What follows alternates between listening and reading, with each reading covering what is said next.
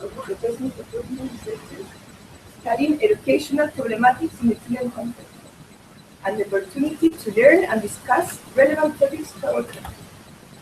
Presentations are grouped into 4 sessions. After all presentations in each session, we will have time to make questions and open the discussion. You can see the details in the program that you received at this stage. Some practical issues that you may want to know. After the first session, we will have a break, and you can collect a snack bag at the end of the room and eat it outside the room. Eating in lecture theaters is not permitted. For lunch and drinks, at the end of the seminar, we will move to the Institute of Education building. You can walk over there together, but you can also see the indications in the map you received at reception. Please be aware and respectful of the starting time of each session. Now, I would like to introduce Sebastián, representative of ChileGlobal Seminars, that will say to us.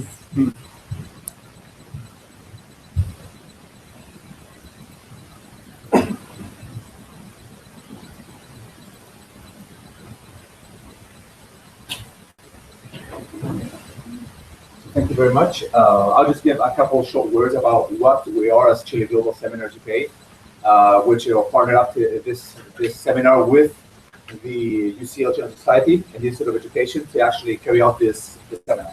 So as a organization, we actually are grouping Chilean students and also academics from different places. So not only here in London, but also in Manchester. Also the embassy participates, and also people from Chile through the Fundación Imagen de Chile. And we're a team of people, so it's not only the work of one person, it's a lot of people that are involved in this. And we plan seminars and we help carry out seminars throughout the whole year, different subjects. So so the launch of this initiative was in June 2014, so we've been going for 3 years now. And we've done seminars on different subjects. And some of the subjects that are actually here, you can see they're very multidisciplinary. We have some subjects such as technology, medicine, to education, public policy. Even the last one was astronomy, which was carried out here at UCL as well a couple months ago. And just a couple pictures of our events. Again, they're very different. We had a seminar on music as well that involved the person from the Chilean band. And what brings us together is trying to expose the work that Chilean students and academics are doing and find ways to actually introduce this back into Chile in the future. So help form networks and help students and academics present their work and put them into context for our country, Chile. So just have some other pictures. And finally, just the last thing I want to say is that we have an open call for abstracts all year, which can be found here at this website. We also have a YouTube channel, which is not ours, it's from the ChileGlobal system that's actually in Chile. But if you send us emails here with your abstract, or if you're interested in participating as a coordinator or as a presenter, just send us an email and we can get back to you. So thank you very much.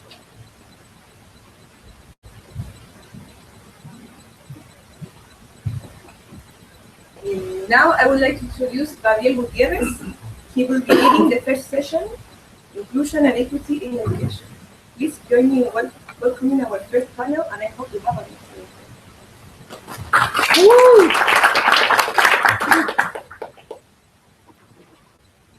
good day. Hello everyone.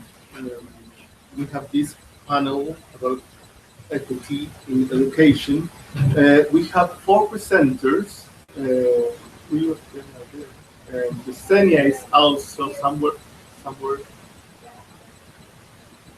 I believe we do not have an extra chair, but someone's going to look at to get a chair for you. So we will be discussing about these 4 presentations, 4 words. All of them have important implications for policymakers and public policy. 3 of them are quantitative words and qualitative words, so it's going to be challenging to comment these words and to I believe for the discussion, it would be very nice to have such variety of words. Each presenter has 15 minutes, and I have here some cards that we will have to check. And this is the important one. Once we say stop, we have to stop.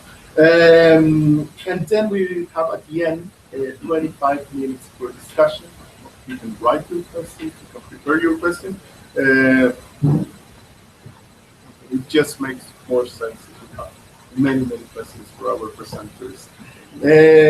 So we will start with the first presentation. This is Rodrigo Torres. He will be presenting. He's a fourth year PhD education student here at UCL Institute of Education, and he will be presenting his work about access to higher education for socially disadvantaged students in Chile.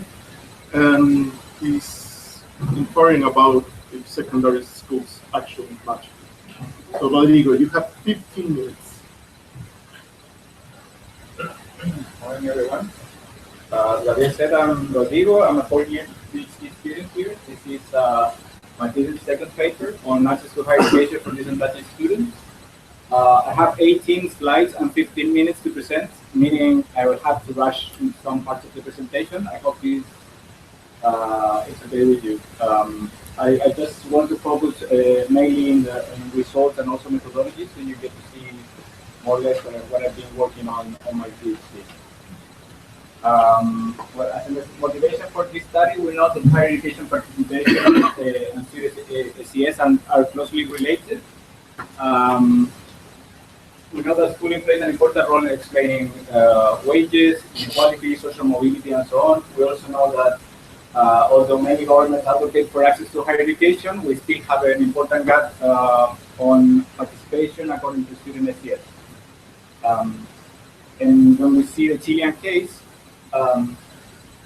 we see that even though participation for the lower quantiles, let's say, has been increasing over time, there's still a gap. So I took this beautiful graph from Libertad Desarrollo, which shows the time series for the participation in higher education for those students aged 18 to 24. And it shows that the coverage has been increasing over time, but there's still a gap between those in quantile 5, which are the better off, and those who are worse off here. So then the question is, why is there lower participation of low SES students in higher education? And we know that international literature shows that there are several reasons, but those which have been, let's say, more studies are mostly related to expectations and financial constraints. So there's lots of research showing that there's actually lack of funding for those low SES students. There's also high opportunity cost in terms of foregone earnings for taking the time to actually study and not work while they're studying. We also know that there's some sort of lack of academic preparation and interest in pursuing tertiary studies among low SES students, and also that parental and students' expectations about themselves are, in terms of schooling, are lower. We also know that in certain educational systems there are high academic admission standards, meaning that you have to go like to very, let's say, restrictive like admission systems in order to get into higher education. So the motivation of this study is, well, we know that even though like the financial constraints have been studied as determinant, there's little evidence regarding how important secondary schools are explaining access to higher education for low SES students. And then, especially this is especially the case in developing countries. So there are very few studies showing that there's actually a relationship between school characteristics and access to higher education. But in developing countries, there's not much evidence, and the goal of this study is essentially to study what school characteristics could make a difference in secondary education. Regarding this, we also it could hold the hypothesis that actually primary education and student outcomes in primary education are actually what explains access to higher education, and then secondary education wouldn't make much difference for those who are worse off, because expectations and also academic achievement could be explained by the end of primary education. So this is part of, let's say, the motivation and the research question. So if in the motivation of the studies, do secondary education make a difference? And if so, how? Rodrigo. Yes. Yes. Because you need to be part of the. Okay. Yeah. So research questions are: do secondary schools in Chile make any difference in influences access to higher education for socially disadvantaged students? Are school system institutional characteristics in Chile affecting access for those students or not? If so, how? Are higher education admissions or funding policies affecting also low SES students, and how importantly? And are there any other observed factors explaining student access to higher education? So the data and methods, essentially what I do is I follow a full cohort of students from year 2004 to year 2008. I have around 270,000 students in 8th grade sitting SIMSE tests, and I follow these students over secondary education until the moment they actually sit the PSU test, the University Entrance Examination, and then I analyze whether these students access higher education or simply enter the labor market. So our sample is composed by around 2,400 schools, which the Chilean government divides in 5 SES. Many of you might be familiar to this because usually, you know, the SES A to SES E are pretty common in, you know, as a definition for those who actually are working with data from Chile. So essentially, the Chilean government divides schools following a specific methodology in five different SES. So I'm going to use this definition to do my estimate by each SES, and then compare whether there are differences across different SES.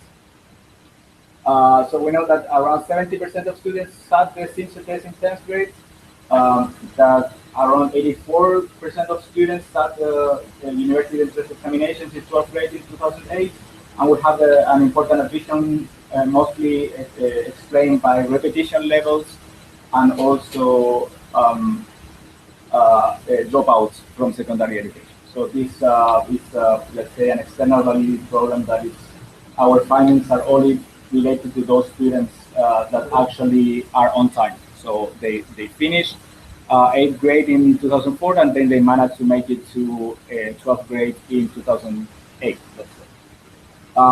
Well, amongst the data I have available, I also have available data on Segundo Medio and 10th grade national examination for most students. So how do I try to model access to higher education? Well, I developed a stratifying analysis using the distance regression, where, well, our outcome takes the value 1 in case the student actually attended higher education on year 2008 to 2010. I followed students up to 3 years after they finished 12th grade, and then I see whether they actually enter or not higher education. And in order to model the decision to enter higher education studies, I take several, let's say, explanatory variables.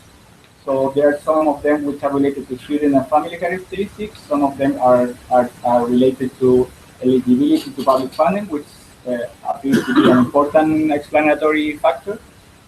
Then we also have school characteristics related to class size, whether the students took the vocational academic track, the school type, whether the school was public or private or public subsidized, the average expectations about their children's schoolings of parents at 8th grade, income, parental education, prior achievement in primary education, and so on. I also use the student academic achievement, namely SIMSE test and also PSU examination results and GPA. I use whether the students actually were eligible for public funding or not, depending on whether they actually overcome the threshold of 475 points in PSU schools, which makes you eligible for public funding, and also the GPA above 5.3. So the idea is to, let's say, try to estimate this model separately for each school SES. So for low SES students, I estimate this model. Then I do the same for middle SES students and high SES students. And I see whether there are differences across schools, right? So in this case, these bars show the average marginal effect on the probability of access to higher education. So this means comments and okay. So what this graph shows essentially is well, after taking into account results in primary education, whether schools make a difference or not for students in access to higher education. So this shows that for low SES students, actually the eligibility for public funding is much more important than for, let's say, middle SES students explaining access to higher education. So a student who is eligible for public funding is around 9% more likely to enter higher education after taking into account all the other characteristics in low SES schools, whether this difference is lower for students from middle income strata. So I developed the same exercise, but also using other explanatory variables. So in this case, for instance, this is the PSEU test score measured in standard deviations, and this shows that PSEU is actually much more important for those students in low income schools when compared to high income schools. So high income schools, let's say, no matter your results in PSEU scores, you actually go to higher education in a high proportion. Whether for low SES students, results in PSEU scores are very important, conditional on achievement in primary education. I do the same for the academic results in segundo medio. We also get to see, importantly, that after taking into account results in 10th grade and PSEU score, results in primary education don't matter. So this means that actually secondary schools can make a difference, because no matter your prior achievement in primary education, if you go to a school that makes you actually perform well, no matter how good or bad you did in 8th grade, you will still manage to overcome that during secondary education. So this is, let's say, a nice story because it gives hope. No matter the fact that obviously to achieve well means depends obviously on your prior achievement, right? Okay, so this exercise shows the same thing, but for 8th grade. I show before and after controlling for achieving how important in secondary education, how important primary education is. And here it shows that before controlling for secondary education results, results in primary education are very important explaining, but after controlling, we see that they are almost neglected. Regarding other school characteristics that could be related to access to higher education, we get to see that class size doesn't directly affect access to higher education for most SES. Only through the class size impact in academic achievement, there's an association, but after taking into account academic achievement, there's no association. More importantly, and this is a very relevant, let's say, policy matter, those students who take the vocational education track, let's say Educación Técnico Profesional, actually low SES strata are much less likely to go to higher education. So a student with the same characteristics but attending a Liceo Técnico Profesional is only by that fact much less likely to attend higher education, and the effect is extremely high. So let's say it's around 9% less likely in low SES students. 9% less likely to go to higher education just because you attended a Liceo Técnico Profesional. When we see also average parental expectation, we get to see that even taking into account parental education, expectations matter a lot. So those schools where parents share high expectations about their children's schooling are actually affecting the student decision in going to higher education. So in this case, the average parental expectations of my school affect my decision whether to go or not to higher education, conditional on achievement measures. This is also very interesting because this could be affected at the policy level, let's say. Well, and we also see that publics, after taking into account academic achievement, public schools don't make a difference. Whether the school is public or private subsidized doesn't make any difference in the decision. So here I'm showing that the vocational track, the fact of choosing vocational track affects the probability of accessing higher education, and it makes and this is much more the case in lower SES schools. And this graph shows the measure before and after controlling for academic achievement. So in this case, vocational track affects through academic test scores, let's say those who go to vocational education do worse in tests, but even after taking into account achievement, it still affects the decision on going to higher education. And this holds much more for lower SES schools than the middle SES schools. We get to see here, for instance, that class size actually for lower SES students affects performance, but after taking into account performance, doesn't matter anymore. And here we get to see parental expectations, that parental expectations also directly affect academic outcomes, but after taking into account academic outcomes, parental expectations still affect the decision on going to higher education. So this is eligibility for public funding, and what it shows is that actually the amount of students that are eligible for public funding is, let's say, a nice measure of how good or bad the student is going to do in terms of access to higher education. Finally, as conclusions, we found several school characteristics and contributional factors influencing low and lower middle SES students. Secondary school quality actually makes a difference. Taking the vocational track in secondary education decreases the chances of accessing higher education. And here the questions which arise are, well, is it due to problems of articulation between secondary education and tertiary education in vocational education? Or are there any other, like, let's say, characteristics or expectations that are actually affecting those students' decisions? So this is a relevant, let's say, policy finding.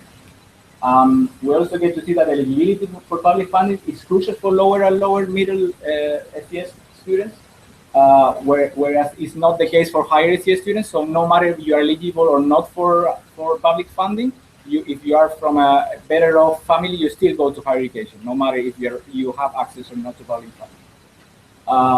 We also get to see that class size or school type don't necessarily affect the decision, and also that shared high parental expectations at schools work as a, let's say, sort of peer effect. So when there are shared high expectations about kids, actually the likability of them to go in higher education is increased just because of this, let's say, shared expectations.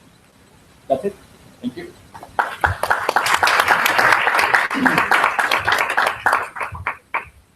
Thank you, Rodrigo. We will have time for questions at the end. Now we will start with the second presentation. It's for Francisco Cerón. He will be presenting his work titled Market Safety Net, Primary and Secondary Effects in the Transition to Higher Education.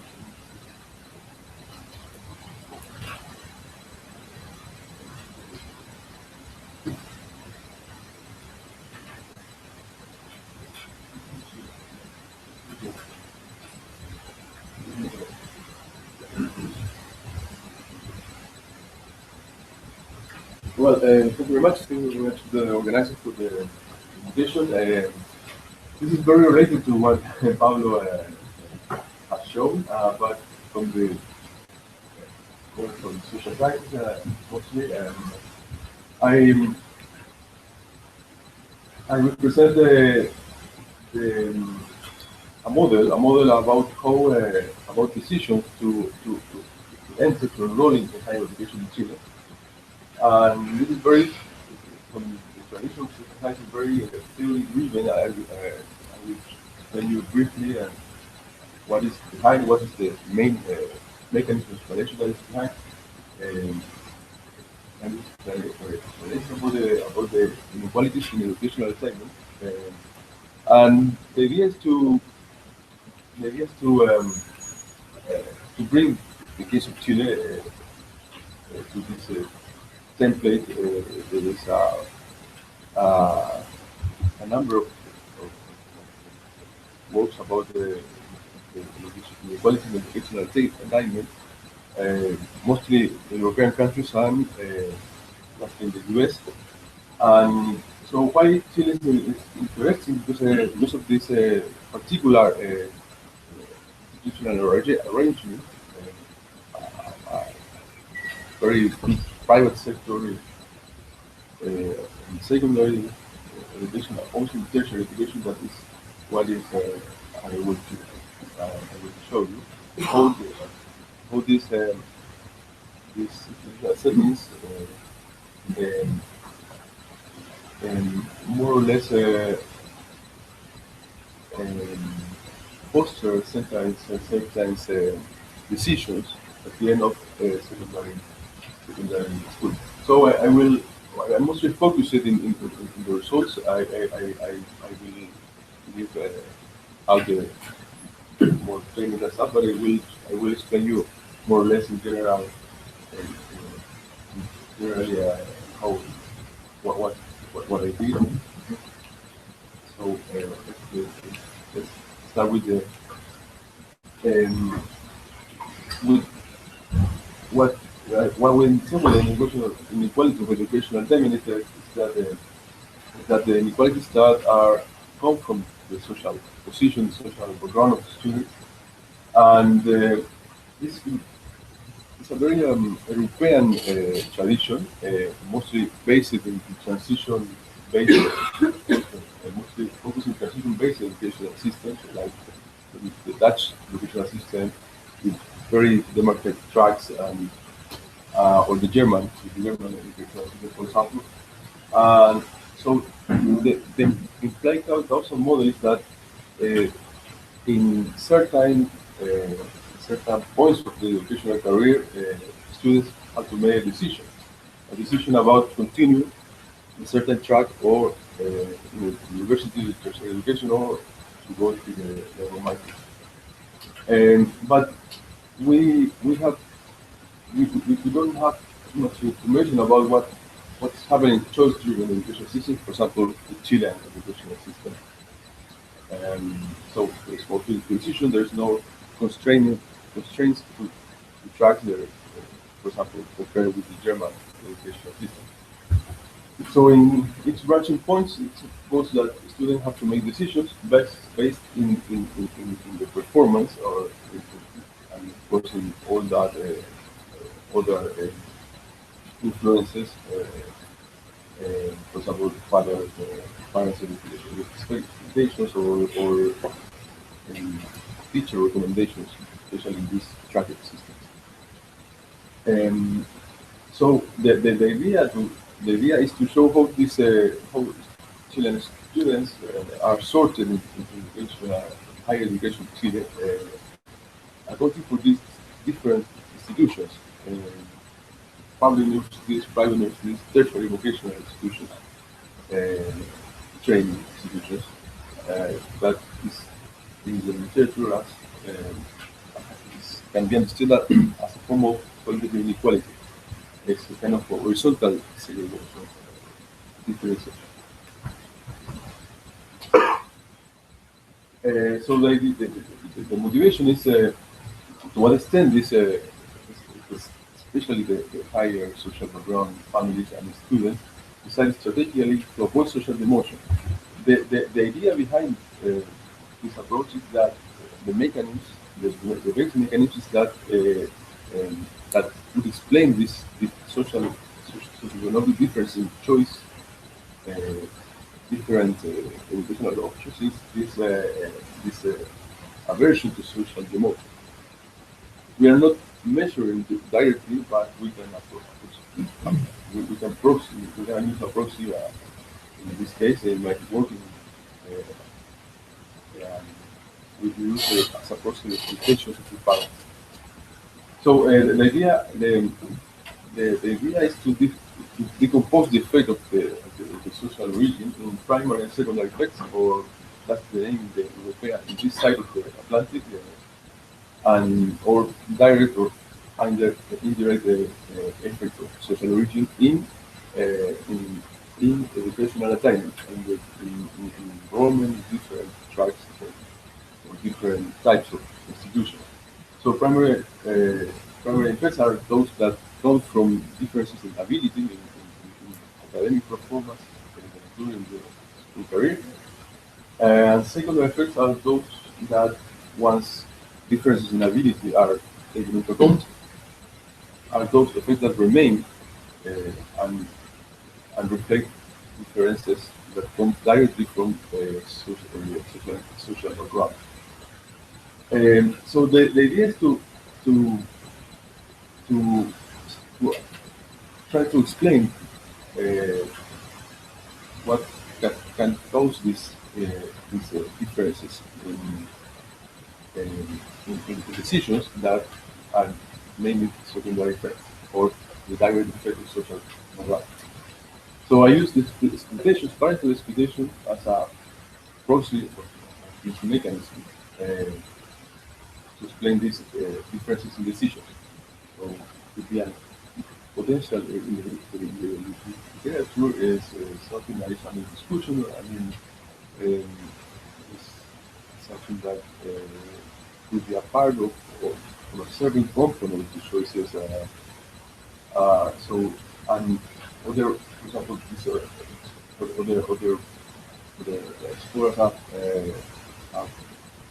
have related this and have shown this that very related to, very linked to aversion to social emotion. So social origin effects are on later achievement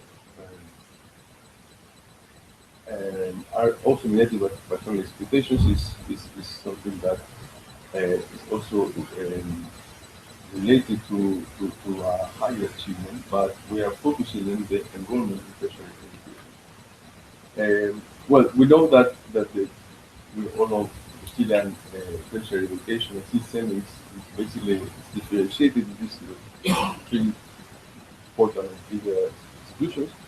The vocational institutions, the vocational institutes, and this training educational institutions, private universities and public universities, the traditional universities, that are more or less they can be differentiated in what they offer as well, where the research are most and the more prestigious degrees are mostly offered by public institutions. And public institutions are also selected. The national test, as the Paolo showed, and are affiliated to this mean test loan scheme that offers financial aid for students. It's not the case of private universities, where they are heavily related to the fees and the tuition fees, and also the educational institutions. So the main idea is that there will be socioeconomic differences in the choice of continuing to tertiary education once we control for ability and educational expectations. Yeah, that's a tip of ability and educational expectations. So we expect that the enrollment, the socioeconomic difference will be smaller in public selective universities, and over and above the ability and the ability measure is control and for students with the same high expectations. The case of private institutions, vocational and private universities, institutions is the opposite. There will be more socioeconomic difference once we control for this affordability and high expectations. Of course, we expect that the higher ability, there will be less likely, lesser propensity to enroll in private institutions because of the public universities are supposed are more attractive, are more prestigious, and high expectations make more likely to enroll in private institutions when ability levels are a little bit lower. So we use almost one part of this, almost the same that I said at Paulo, but we focus on the transition. So we take this students of the national assessment test in 2006, and we follow it to the end of the secondary education, and we try these students if they enroll in one of those types of education, or we use we model this decision by multinomial logistic model just to account for these different line of distributions. And we use a decomposition method, the HP method that allow us to compare different nested models. I think it's better to explain how that composition model works for the question, because I have 5 minutes more.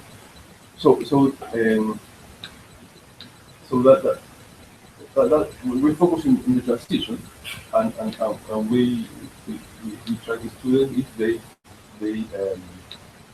enroll or not in the year 2009. So it's a very simple model, but the idea is to make this point and see how abilities are affecting this relation between social origin and ability. So the primary and secondary effects of education. So I construct the social origin status of a linear composite of model education patterns and possible influence, a number of groups. Ability is the same linear composite measure of linears in mathematics in 10 grade. And in education expectations, I use a dummy for it to take the higher expectations of going to university of from parental education expectations. I will skip these perspectives, and we see here different how the expectations are the percentage of people of different social strata perceived as how likely the children can go to different university or tertiary education institutions, or also to just graduate from 12th grade. So there's a remarkable differences. When we see the distribution by ability, we see that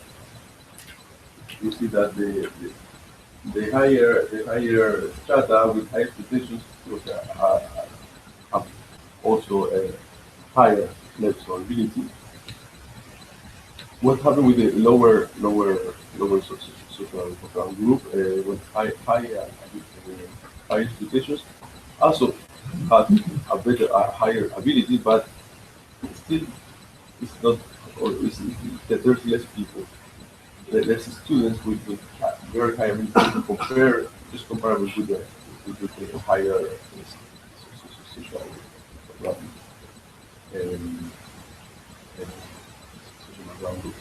So we see that this is the model and the decomposition of the effect of social origin. Better graphically, we see that in private universities and tertiary vocational institutions matter, secondary effects matter. That means the direct effect of social origin matters more in the propensity to enroll in these institutions. But in private university, we have that differences in ability are greater, or the effect of social origin that through ability is most important in the propensity to enroll, in the likelihood to enroll in private universities. So we see the effect of the effect of expectations, when we take into account all these three variables, is very notorious. We see that the higher the expectations, of course, the less propensity to do dropouts for upper stratum, and also for lower stratum with higher expectations. In the case of professional institutions, we see that there's a higher propensity to enroll in these institutions for the higher, the upper stratum, also for the lower stratum, compared with the lower stratum that with that has a little bit higher propensity to enrolling here in these institutions when on average when they have average levels of ability. But I think that the most important the most important point of the story is what happened in private universities, where we see that upper stratum students have a higher probability to enter private university when they have this average levels of ability compared with the lower stratum with the same higher expectations. So when we talk about inequalities of education intelligence, we are referring to this difference for the same levels of ability. We have different propensities to enroll in institutions, and this is the case of private universities or public universities, when we see that there is no such difference between lower upper social strata and for the same levels of ability. So, well, this could be could be seen like an equal opportunity, but anyway, there's less students that go for lower strata that are enrolling in private universities. This is just they share the same propensity when we in the case of public universities. So this is of course related to the I think with this. It's related to these financial aids and the selective process that of course are undergoing in public universities. So well, that's the way I overdoing the time, and that's the story of this presentation. That's the differences that I just wanted to show you. That's it.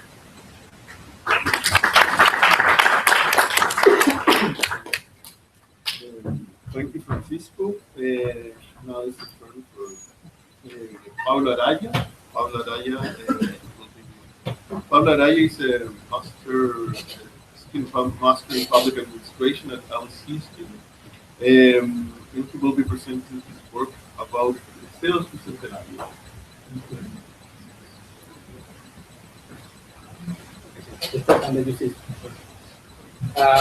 Well, I'm happy to present today.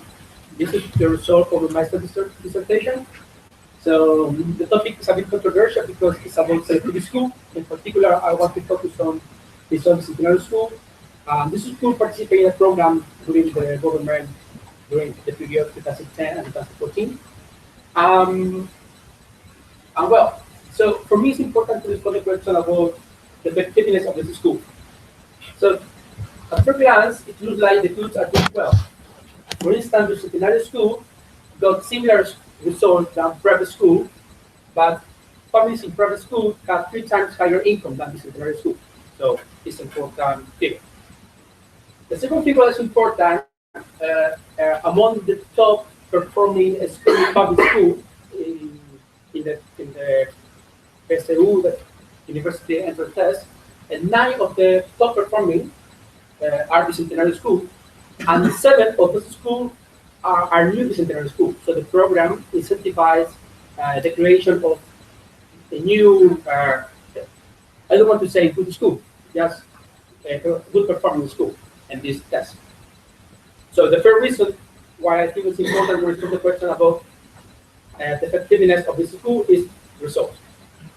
And the second reason is the educational reform that the government is implementing today. So one, and because it's trying to ban any kind of selection, but also academic selection. And it will imply that the students that are going to traditional public school, like Escuela Nacional, Educación, yeah, are not tracked by academic merit. So, and what it means, so some people argue that it could affect social mobility because this is a way of social mobility for people who support those of school.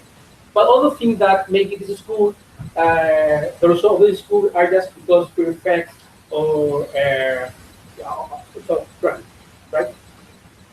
This is my motivation. I want to discuss what is the effect of the schools and also related to the program. So my question is just what is the effect, what is the impact? So my methodology is just trying to look at the causality of this school, of testing, particular testing.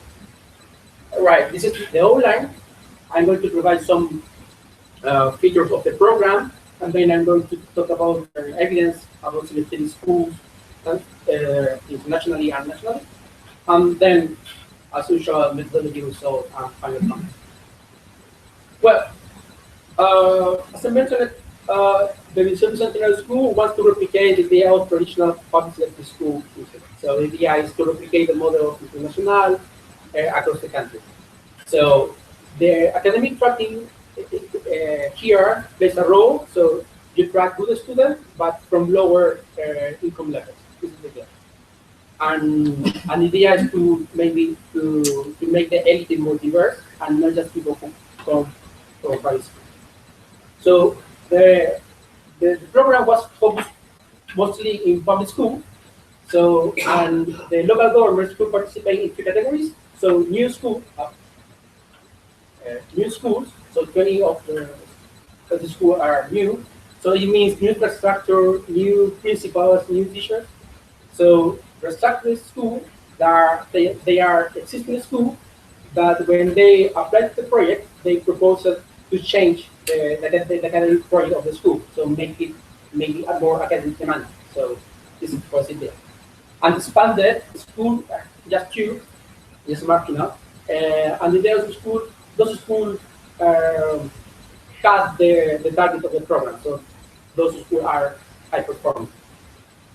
So the ministry also performing a team to support the school, and they provide learning speed and evaluation tests.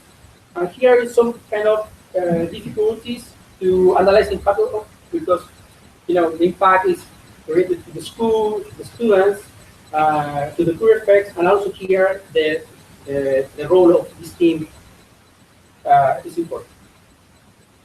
Well, if you see the ranking of the PSU, you can see that traditional schools are focused in Santiago, the capital of the city, and the idea here, the education of this school is across the country. So the idea is to expand the model. Well, that being said, about selected school is still the conclusion. So the best example is here in UK, the grammar school model. So the grammar school model was banned in the 60s. So, but then there is a mix-up. So in England, there is no difference maybe between a grammar school model, a comprehensive model, but there is some evidence that in Northern Ireland, the system was better when there was a grammar school model ongoing, right? In United States, there is other evidence in New York and Boston public schools, and the authors use a discontinuity. So they take the admission list of the school and they analyze the cutoff, and they compare students in the cutoff of the admission list, and they see that there's no too much effect of selective school, and it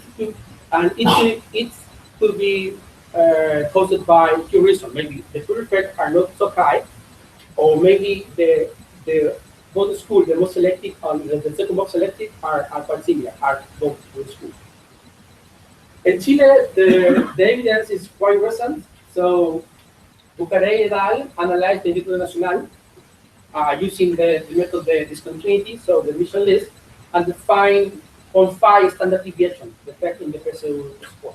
It's quite high. People consider that maybe above 0.2 standard deviation is a high result. Allende, and I based my work on this work, analyzed the emblematic of a school using the score method, and they find and he finds between 0.2 and 0.3 standard deviation. What's important here is that this board attributes all the effect, completely all the effect, of this school to pure effect composition. So they say that this result is based maybe in pure effect composition. I also include, I don't know if you know the city school, so it's a network of voucher private school that is well reputed. And they, Enriquez et al. Use a propensity score method, and they find at least 0.5 standard deviation of the effect of this school. I say at least because when they compare the city school with public schools as control group, they find much higher effect. And finally, Alcalde use a different method, and she tries to decompose the effect using a F4 model of the school, student, and the peer effect.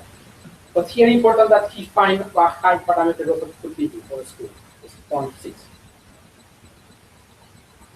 Well, as I said, I use a propensity score method. This is my methodology. So, and I used the core that was in 4th grade in 2010 and took the SimSet test in 2014. This is my core. As I say, I use propensity score. So basically, with the variables that we all mentioned, I try to define the probability of attending a bicentennial school. So it's very likely that a student who repeated in 4th grade is less likely to attend bicentennial school. And if parent has have more expectation about the future of the children, those students are more likely to attend a bicentennial school. This is the idea of using a propensity score. Obviously, the students who attend a bicentennial school are not representative of the whole population. So I define a control group, and I use the classmates that of those students in 4th grade that did not attend a bicentennial school.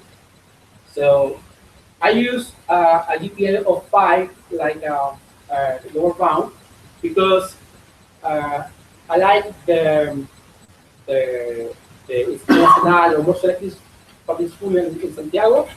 There is not too much demand for this school in the south of Chile. You know, it's a different process. For this reason, the lower bound is maybe low, but there is some school that accept a student with 4 or 5 GPA, and also restrict the student who at least got a sufficient level in Sims in 4th grade. This is my comparison group, right? So the idea is to make comparable people who attend bicentennial school with another group.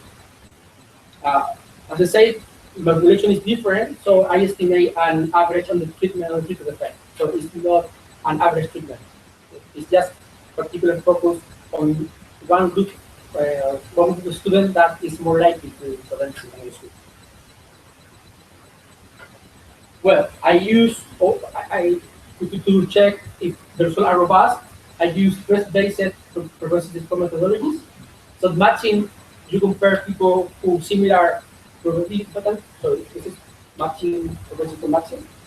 I also use inverse probability weighting and Donner-Ross method. So the first one is relevant because the idea is to put more weight to observation who have a lower propensity score, and with the idea of counteracting the selection effect, right? And Donner-Ross method use a treatment model, the propensity score, weighting, reverse probability weighting as a treatment model, and also you can add an outcome model, and I use a computational correctness function, right? So, and this method is robust because the idea is that you only need to define one correctly to get good results. Here are the results. So, here are the results. So, my result shows that the school obtained at least 0.35 standard deviation in language, at least 0.5 standard deviation in math, so are quite high.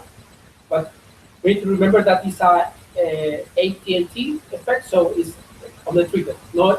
representative of the whole population. So what's important here is that the old methodologies, even matching with different numbers, get similar results, right? What for me was important was try to differentiate between existing and new school. And here we can see that there is a gap. So the new schools are performing much better than preparatory school. So, and this is very likely because there are new teachers, new principals, and maybe there is an effect of this new composition of that causes that the results from new school are very high. And again, the result looks like very similar among different methodologies. But still, the most important point here is that the new schools are doing much better than those kind of schools. So to check the goodness of my dissertation, I do this super exercise. So the probability score matching is based on strong assumptions about selection. So the selection is based on variables that you can observe, right? So, and I test the assumption using the fourth grade as an open variable. So if we find an effect using the fourth grade score as an outcome, it means there are other factors that are influencing the result.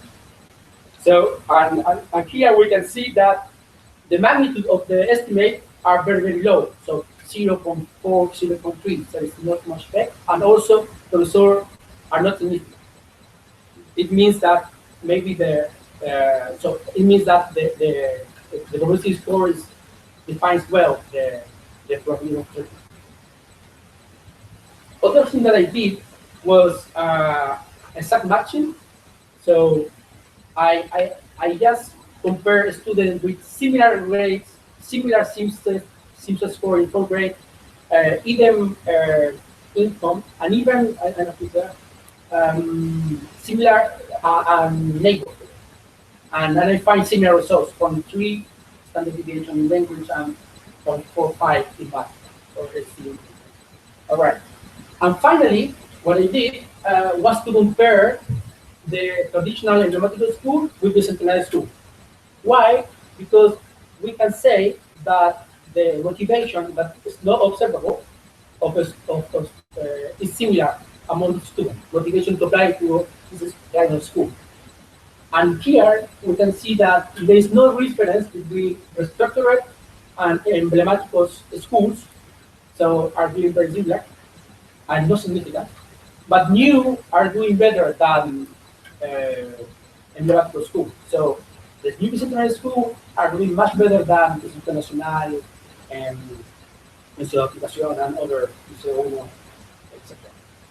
This is my results, and let's conclude. So the idea of this is to show that the program has, or the school are doing well. So 0.3 standard deviation in language, maybe 0.5 in math, but the results are driven by the steady performance of new schools. This is a key thing. Fine. So it means that even if we accept that the peer composition is important in the medical school, we still need to know why it's causing the outstanding performance of new schools. And just to what my full explication are here that these schools are add value and trust the public education, and still we have the question about what is the role of public school for good students who come from lower income levels. Thank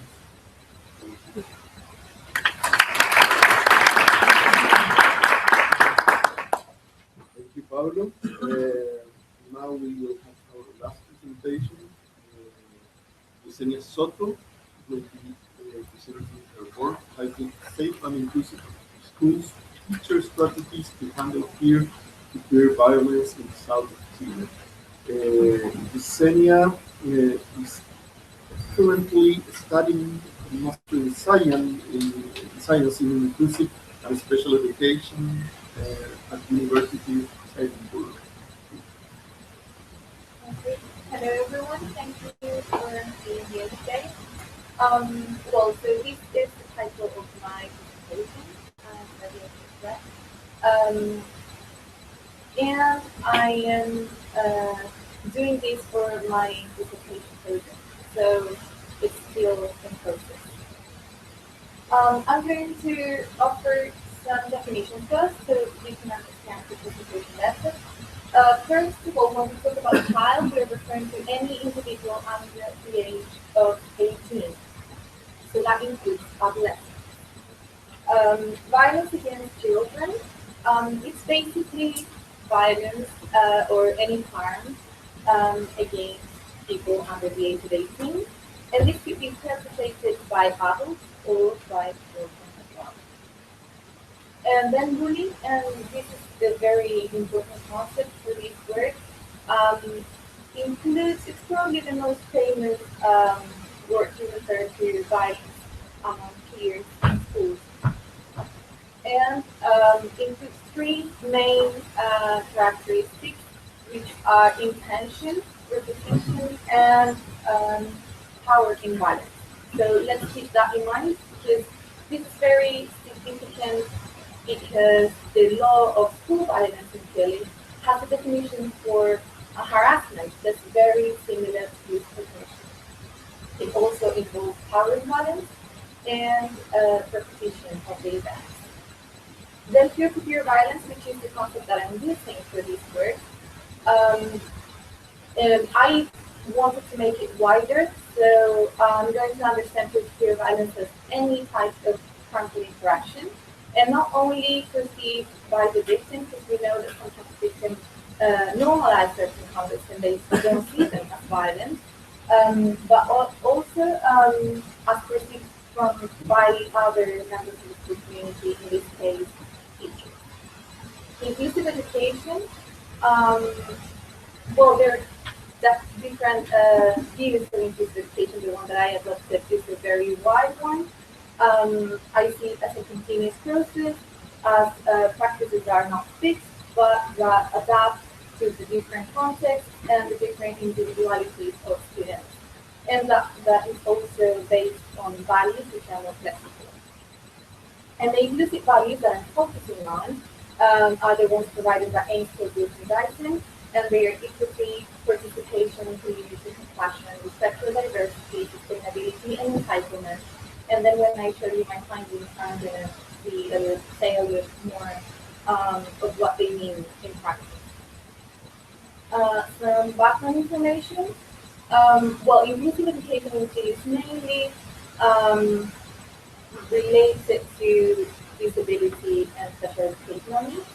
That can be seen in the literature and also in research. Most of the research focuses on the programa de integración escolar, programa TIE, or other issues related to special educational needs. On the other hand, violence against children is a problem worldwide, and it happens in different settings, families, and of course schools as well. And in Chile, we can see it. There are different surveys that have been conducted, and here we can see that the perception of students in their fourth year primary school, second year of secondary school are very high. They perceive aggression, mostly verbal abuse and teasing, as something prevalent in their content. So some of the debates around these fields are, for example, the concept of bullying, which is very restricted. As I said, it involves intentional repetition and empowering violence. And actually, research shows that when schools adopt bullying prevention programs, what they want to do is that they want to tackle any type of violence, not only bullying, which is why it's worrying that our law focuses on a concept that's very, very close to bullying. And that means that if something different happens, for example, sexual abuse, which might happen only once, but that needs to be tackled as well. But according to our law, it's not repetitive, so it wouldn't be harassment. So that's something to keep in mind. There are other debates around integration and inclusion. You're probably seeing something similar to this. Integration is mostly about access to the mainstream classroom, and of course, inclusion is about teaching for everyone all the time. Well, integration also involves categorization, and the new inclusion law in Chile presents in theory a wider view of inclusion. However, they still support the school integration program, the MBA, which is very related to segregation in a way, because one of the requirements that they have to implement the program is to have a separate classroom where students have to go to spend time with the special needs teachers. And it's also important to keep in mind that the Sustainable Development Goals for the 2030 agenda include achieving inclusive education and tackle all types of violence against children, and that Chile is committed to those goals. So that's something that we also have to consider when thinking about our strategies. So the aims of this study is to describe teaching strategies to handle peer-to-peer violence in terms of prevention, response, and inclusion of students involved. And I'm going to pay attention especially to the inclusive violence that I observed in the practices. So for that, I interviewed teachers about their strategies. I compared the strategies to the inclusive values, and then I analyzed all these information in light of the research and research in the field. So my research questions were: what resources or strategies do teachers use to handle peer-to-peer violence in terms of prevention, response, and inclusion of students involved? And what inclusive values can be observed in teachers' practices when working with students involved in peer-to-peer violence? My methodology, so it's a qualitative study. I conducted 10 interviews with 10 different teachers. They were conducted through Skype because I was conducting the study from Edinburgh. And we had interviews that lasted from 45 minutes to an hour more or less. And well, they had been working for less than 10 years in two regions of the south of Chile, the Rios and the Lagos.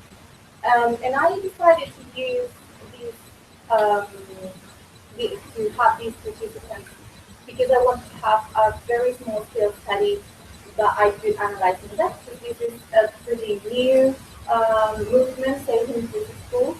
So I wanted to have like a very detailed view of what's going on in the classroom.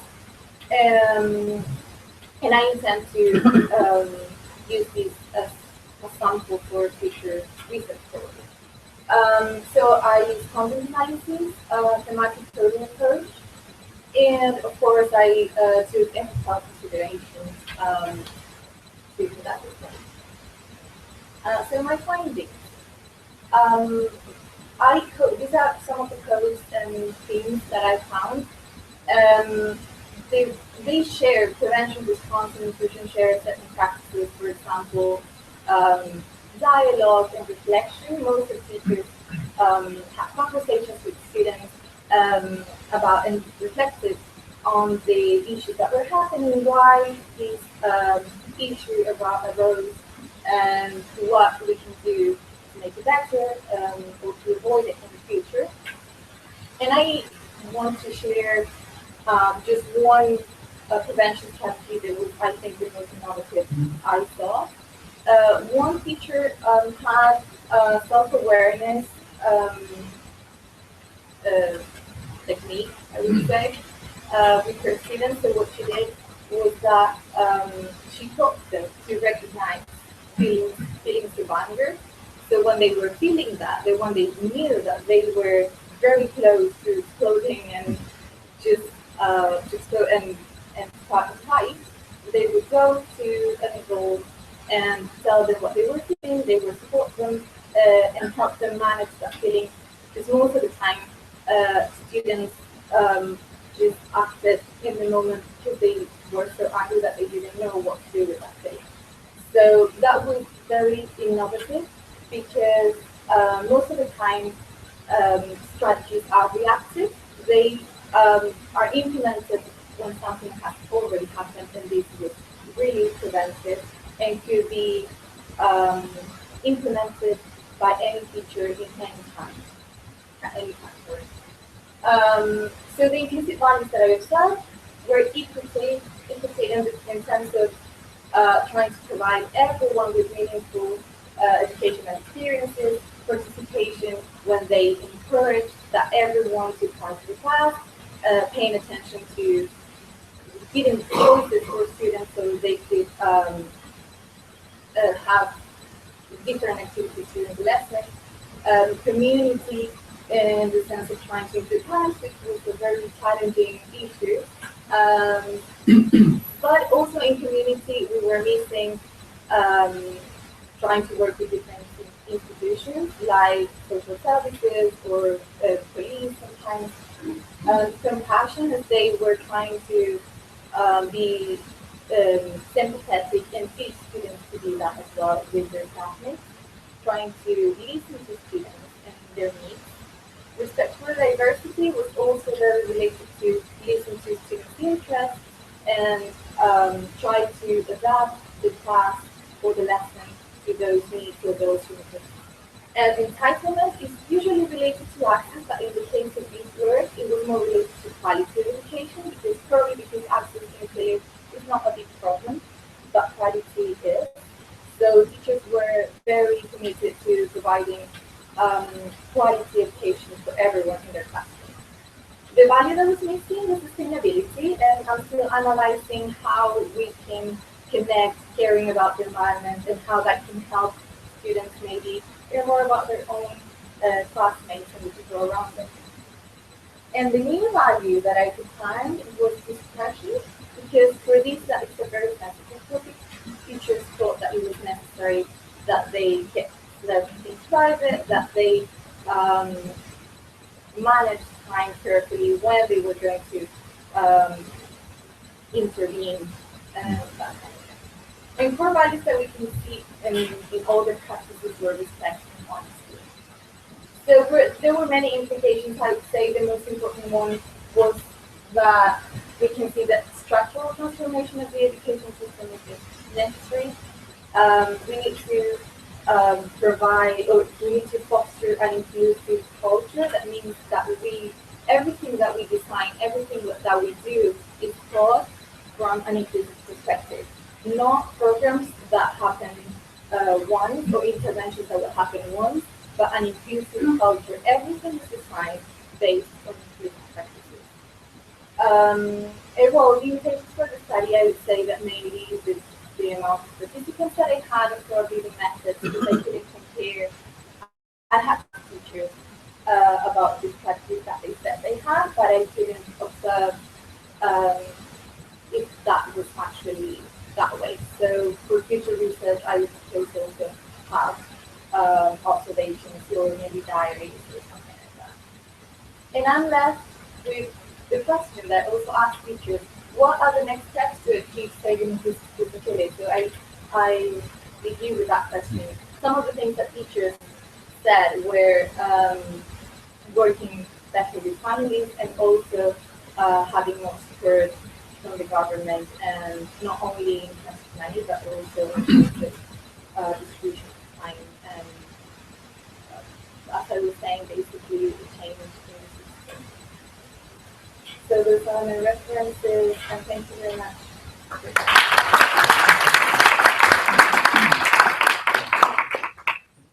Thank you, Yesenia, to all our presenters. Now we have some time for questions, comments from the audience. So just raise your hand.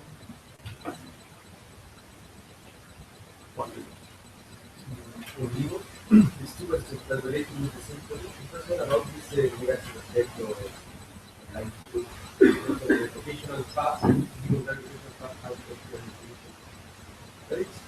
first question is related with the comparing with the regular path like scientific university one and something in itself. And second one, do you think there is a relation, probably there is no, but how you can, or I don't know if your opinion about that. The fact that as far as I know, the 90% of the state educational students belong to the like first and second part type, and that's maybe more related with the ex-hostels than like this less than 50% with the education. I don't know how you deal with this fact. Okay, so essentially what you do when you use this methodology, what you do is you try to sort of create a counterfactual. So you take into account all these characteristics that you were mentioning on. Let's say parental education, income, parents' expectations, and so on. And you compare this, let's say, counterfactual to those who actually attend the vocational education. And the findings, what they say is that for students who share exactly the same characteristics, those who attend the vocational track, no matter the income, are like around 10% less likely to attend higher education, taking into account their academic results. So essentially, in the regression model, let's say you control or you sort of build up this counterfactual, and then you compare these two, let's say, individuals, and on average, just because of taking into account, just because of the fact of attending vocational education, these people are 10% less likely. Conditional on these all other, let's say, family characteristics and so on. And what I get to see is that this for below the income you belong to, so below the lower the SES, the school you attend, the more strong the effect is, the negative effect is. This means that the more vulnerable you are, the fact of attending like vocational education is makes you less likely to attend higher education. Conditional in all these other things. You know what I mean? So Yeah. I observe other individuals who actually attended higher education, who had same characteristics, but that attended like the academic track instead of the education track. And the bad part about this is that even so, there's let's say like two mechanisms. One is direct, and I think that is through expectations about yourself, and the other is indirect, which is through academic achievement. And I separate both effects. So there's, let's say, one part of the effect that is actually due to that vocational schools make worse in academic achievement. But even taking into account the academic that these schools actually make worse, still there's like a remaining part that is explained just because of academic achievement. You have any idea why? So my hunch, my hunch is that actually it has to do with expectations. So those who attend the vocational schools, I think that are less likely to feel attracted to go to higher education and are more, let's say, prone to enter the labor market further. And I also think that this is related to the fact that the Chilean education system doesn't have any, let's say, articulation between the secondary level and tertiary level, which is a very relevant issue in Chile. So essentially, when you finish vocational education, you don't see much of a track, and you get to see that the good thing to do, is my hand, is just to enter the labor market. This is, let's say, taking into account eligibility for funding and so on. So under the current picture, this is how it looks like.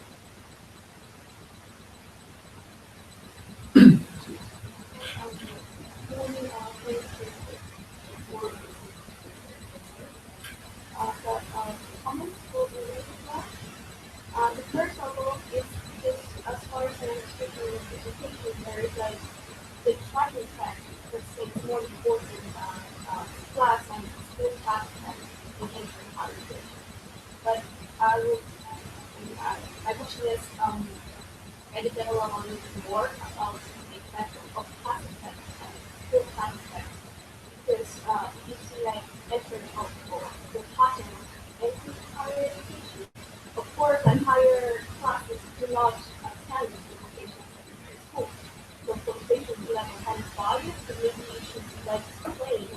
by, of course, the way to measure it, like I don't remember how it was measured.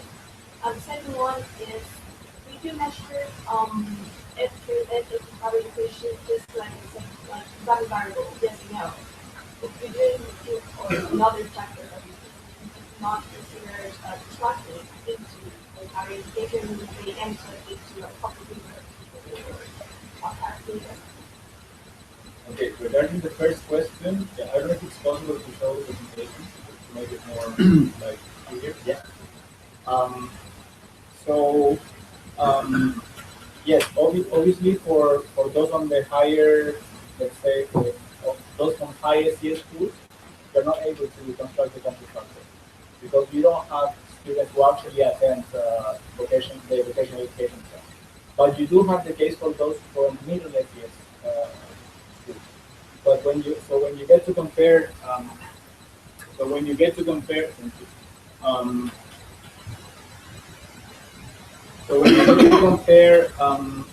those, so as you get to see here, I cannot build the counterfactual. So for high SES schools, there's no like case for vocational education versus academic trunk. But you get to see that for low SES schools, the effect is higher. So let's say it's much less likely that you enter higher education if you attend the vocational track and you belong to a low SES school, right? That's answer your first question. Okay, and regarding the second question, well, yes, so I expect to publish this as an academic paper. And a second implication would be to see heterogeneity, within the higher education system. So just to see try to model as consistently, essentially, to like fit a multinomial instead of a distribution in order to see if there's any heterogeneity in decision making. So yes, in this case, it's entering higher education versus not. But you can actually do the same analysis by saying, okay, how about the same model, but dividing CFA versus university, right? And just to see if there are any systematic differences. So that's yeah, like that might be, let's say it's not. I haven't done it, but I think it's one of the sort of steps to follow in order to deepen into this. And regarding the class, well, so you said the class about class characteristics. So what I do is here is I let's say divide like school characteristics like the observed ones, and I get to see whether conditional on the other characteristics whether they matter or not. Okay, so you mean this middle SES school, higher SES school? Okay, so this is stratified analysis. So essentially what you do is you feed a regression for, let's say, all schools.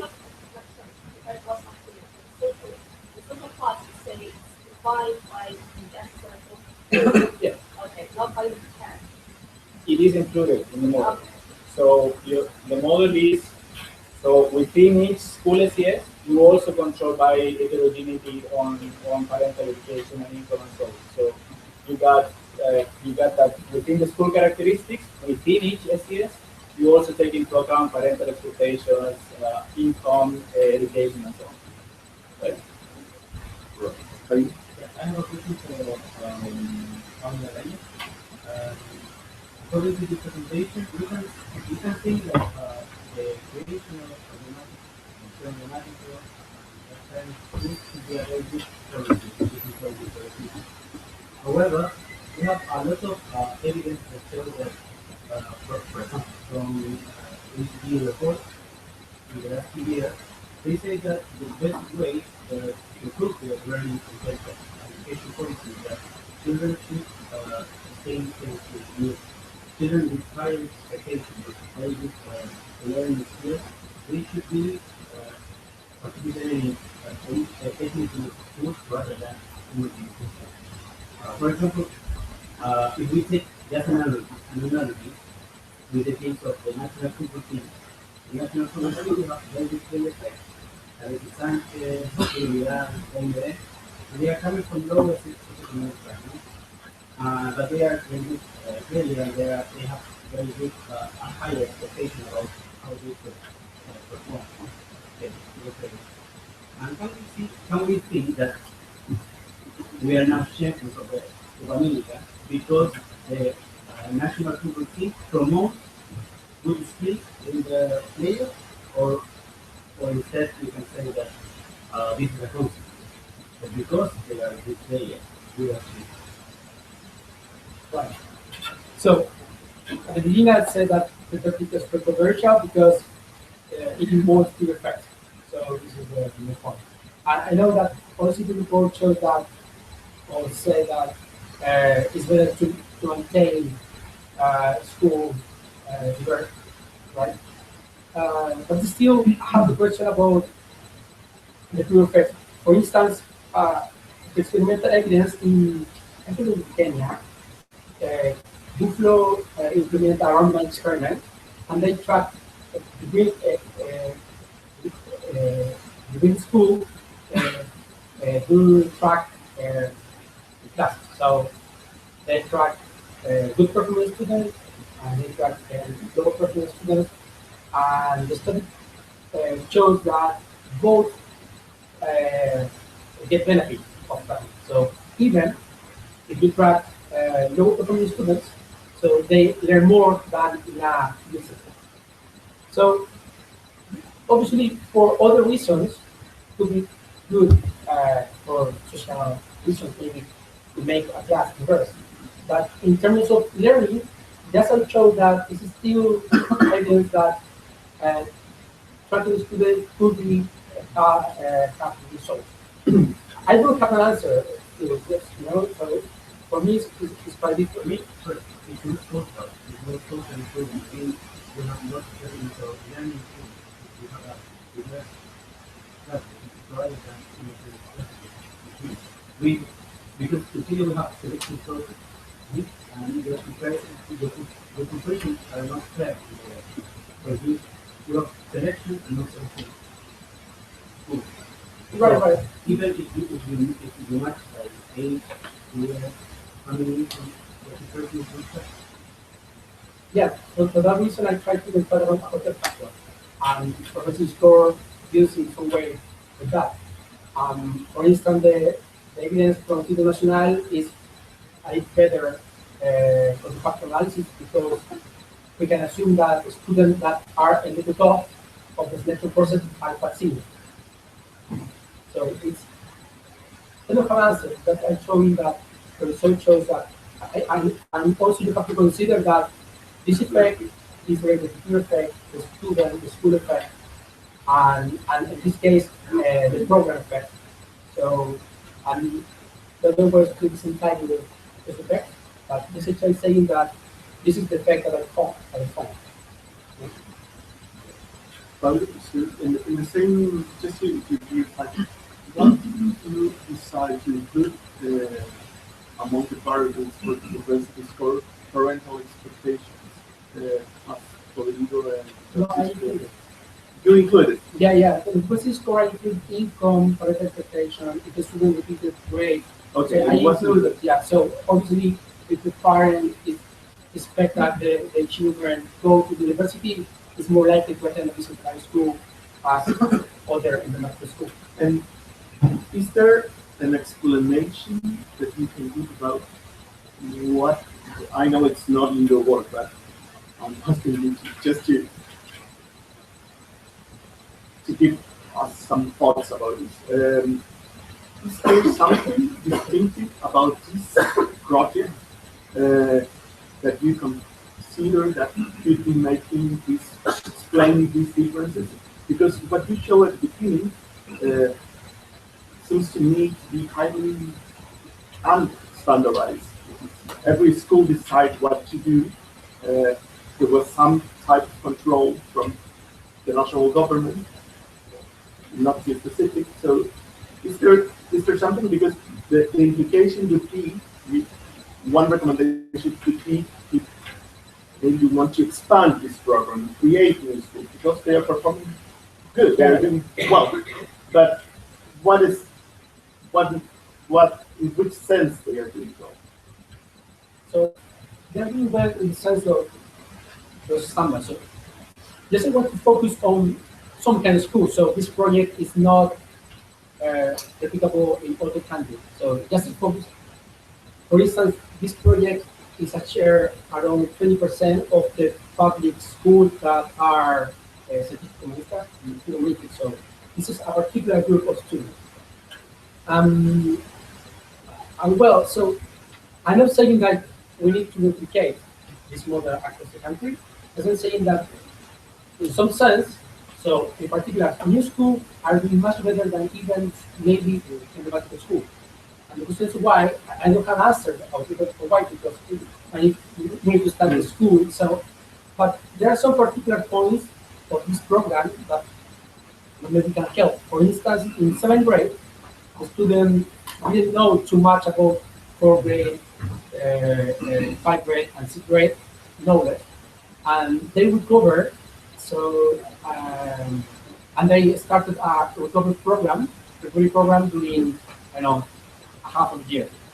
So it's one strategy. So the students are doing, so the students recover learning from previous projects. It's a strategy that they use. And you can also replicate in other schools, and it doesn't imply that it's selection, you know. So there are some things that you can replicate, but it's not intention because I didn't describe the program itself. For me, what's important is the difference between the structured and new school. So how much the difference of a new school can make. It's fine. The last item. I have a question. I was wondering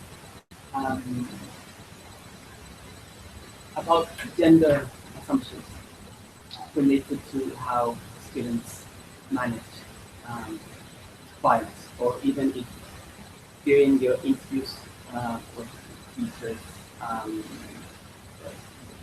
gender things come up in the answers. If they have different strategies, for example, if they're working with boys or girls, or they're thinking neutral way, if gender appears as I would say that they do mention more conflicts among boys, more physical violence among boys, and more verbal and psychological violence. But in terms of response or preventive strategies, they don't make difference in that respect. What I think was very interesting in terms of gender too, that in 2 schools, I would say they had a teacher of gender violence, gender-based violence, specifically violence against women, which is a big topic in this field. And they didn't know how to manage that, and then the teachers had to find a way to look for help with social services in the town, but the teachers themselves, the teachers that I interviewed, not the school. So that's also why I mentioned that when we talk about community, we're not talking only about the school community, but community systems and trying to create networks among schools, also to share different strategies. And for example, in that case, they didn't know what to do because they felt that violence was something that was happening at home, and that was being moving into schools because of that. So they just had to work along with these institutions, social services. But as I said, that wasn't something that the school had organized, and they didn't organize it for the teachers either. So it was just a responsive intervention for that specific case. So yeah, gender is relevant. I have a question to Wanda. I was working in a Centenario in Myanmar, and I have for me the project of Centenario is very complicated. I think the process from my school to going to a public school to a Centenario School, it was very difficult because all my colleagues, all their teachers were against the program because it's very selective and we have a lot of problems with that. And I have maybe it's not a question to comment. The first thing is like this for me as a teacher, the selection is always better because I have better students, so I have better results. So like I know that it was evidence that having selection in the school because of the program, they are going to good results. And but in my school was a problem that because the selection wasn't done good because the students didn't pass the school because it has a bad history. So to my school that was a disciplinary, was selective and everything, good students didn't come, so we never improve our results because we are disciplinary. And so well, that's the thing. That's the first. And the second is like, as a teacher, the thing is like, if I have students that are select, I will have better results because they have different perspectives of what they want to do in life, what they want to study, what they have more vision about going to university and different. So I don't know if you have anything in your research about teachers thinking about this scenario, how they influence, how because I can be a better teacher if I have students. And my other comment is, did you know in any time how many hours it was increased language and mathematics? Because in my school, the students have almost 12 hours of language for studies and 12 hours of mathematics. And all of the subjects were behind. So of course you are going to improve the results, you have more hours of the subject here that is lectured by the so I don't know if you said about that or you know something. Right. Thank you. Well, so the case of Myanmar, right? So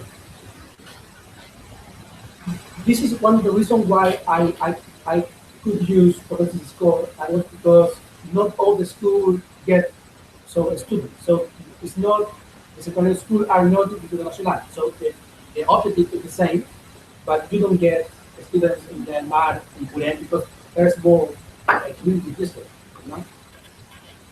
And right, so according to you mentioned that, so it's true. So if you have better students, to work easier, you know, and there's no way for that response.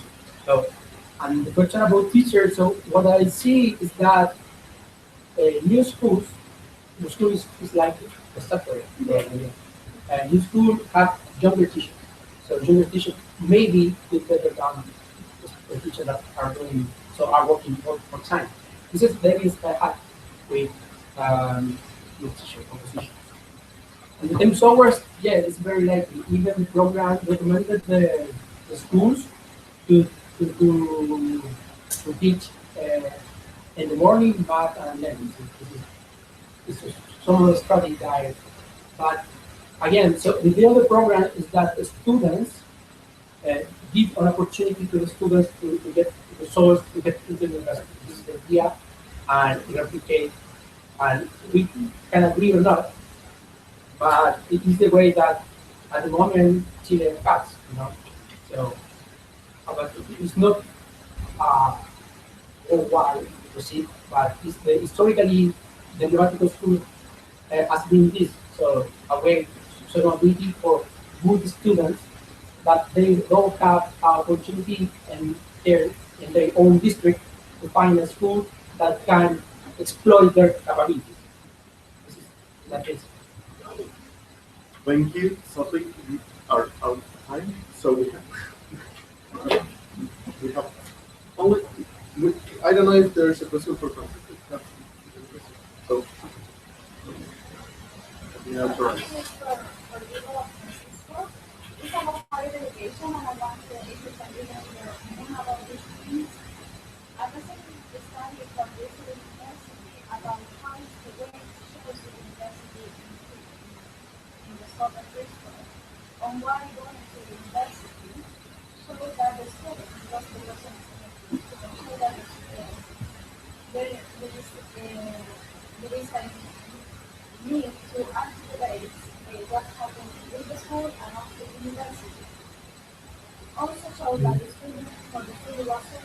the fees of the university in order to go to this university. And finally, the way to choose the university or your career depends on the salary that you are earning in the end of your career. So I want to know what is your opinion on considering that spending some education in the concept of Well, yeah, that's right. That's right. There's a number of points that I have investigated, and they find this correlation about the way the students choose. That's the main approach. To understand how they make the decision, what what are the values attached to the options that are very classic decisions. And yeah, I will show you that my new approach is something one small part of the part but this research have found this knowledge about the students different background and perceive that these cultures in a different way. Sometimes they don't have the formal network of what get the music of about peace about the always the college way of living, right?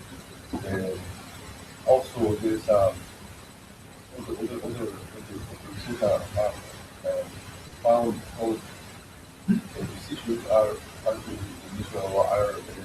related to the wage trend at the end of the evaluation. And also like this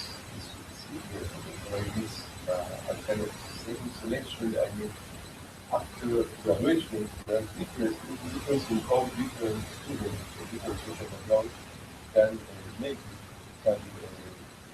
access to better jobs. There's also different. So these are some underlying mechanisms that are very specific that produce these inequalities. So there's a number of mechanisms, for example, the kind of myopic decisions, it's like adequate information. Yeah, I remember part. At least I it's very relevant how understand how to make this point how to design this selection system or how to what branch point to be.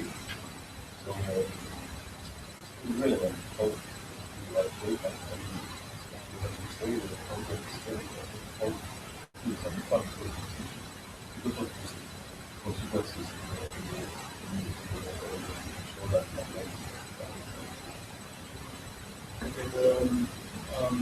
so I think that in 3 words, and I think this is also important. This also applies internationally, not only to the Chilean case. I believe that things that are relevant are expectations, credit constraints, or let's say financial opportunities, like funding opportunities, and also prospects and activities. So let's say with prospects, like let's say as Francisco said, the wage premium of going to higher education, which is actually quite high in Chile when compared to other countries. And as I showed you, at least what I get to see on my research, this actually is negated by social class. So you get to see here, for instance, that expectations make a bigger difference for low SES students when compared to high SES students. And also eligibility for public funding, you get to see that it's more relevant for low SES students when compared to middle SES students and so on. So actually, I think that there is a relationship between, let's say, social class and how social class is related to all these other, let's say, institutional factors and family factors affecting us. So, but I still think that we need to learn a lot about how students make decisions, and then we need more information in order to do. Okay. We're definitely running out of time. I'm sure that all the presenters will be more than happy to answer all the questions during the coffee break, so we can continue the conversation. And thank you all for all the presenters. And thank you all for your clever questions. Just to let you know, we're going to have a break now. You can also go to the snack bag over here. For those of you who wanted to register, if you're at the registration, we'll start on time. So we'll try to start on time. So please be mindful of getting back here.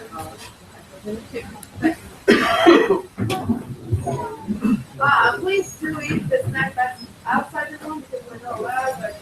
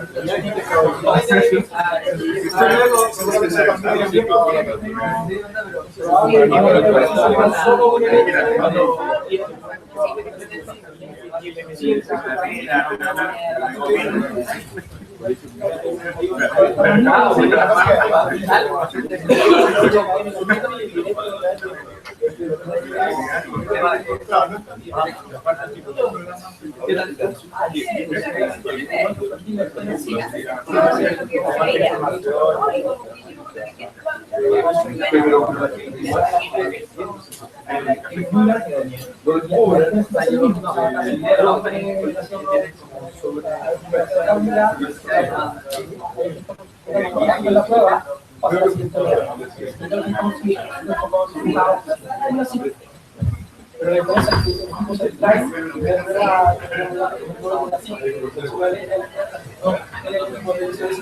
hacía pruebas a estos niños hasta que llegaran al 80% pasaban a 100%.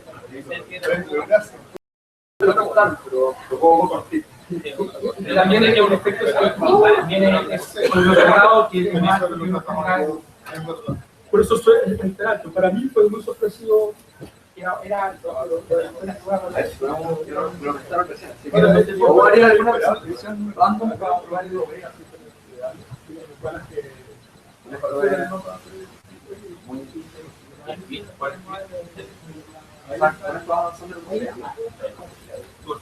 con el Danae ahora no llego. Vale.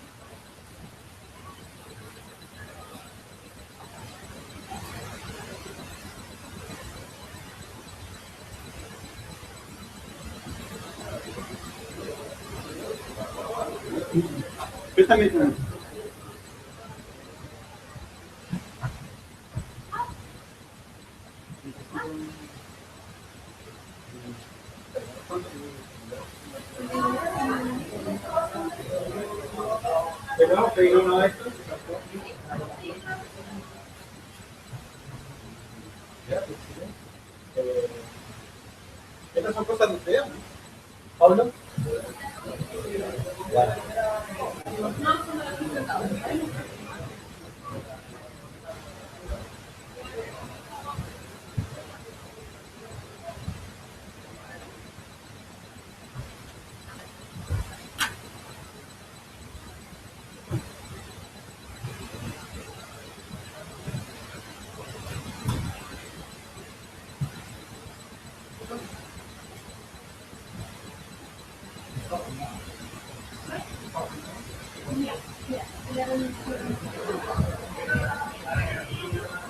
Te aviso que el streaming sigue andando, así que no tendría ningún Ah, ya. Lo que no estoy viendo es. ¿iPhone 2? Sí, son dos cosas distintas, porque el streaming es solo va a tener la versión como en internet, la versión liviana. La cámara es como la copiada. Ah, los como HD. Oye, pero va grabando y tira. Sí, no, graba, o sea, hace el streaming activo y después lo guarda en el canal de Facebook de ChileGlobal Seminar UK. ¿En serio? Tienen el medio método. Pues.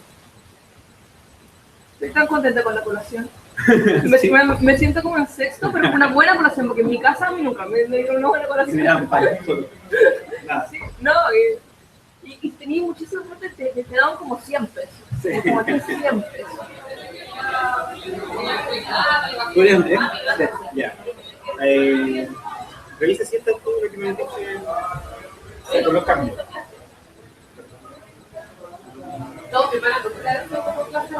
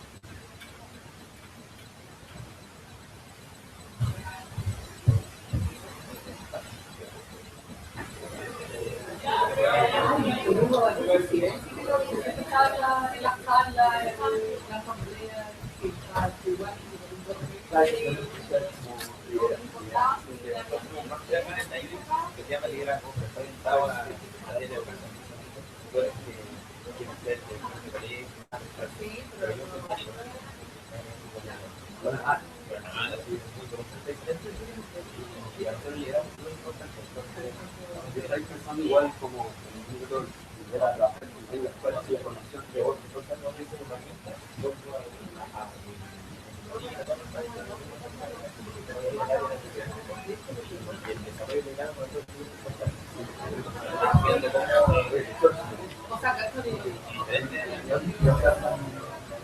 día a día.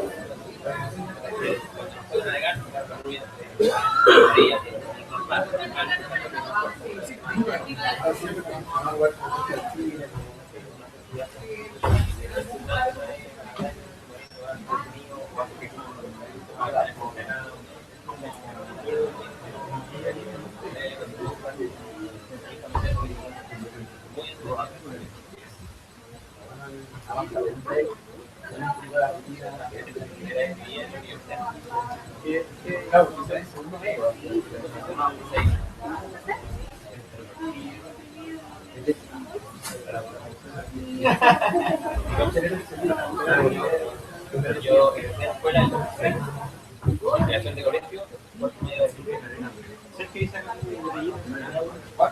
gracias.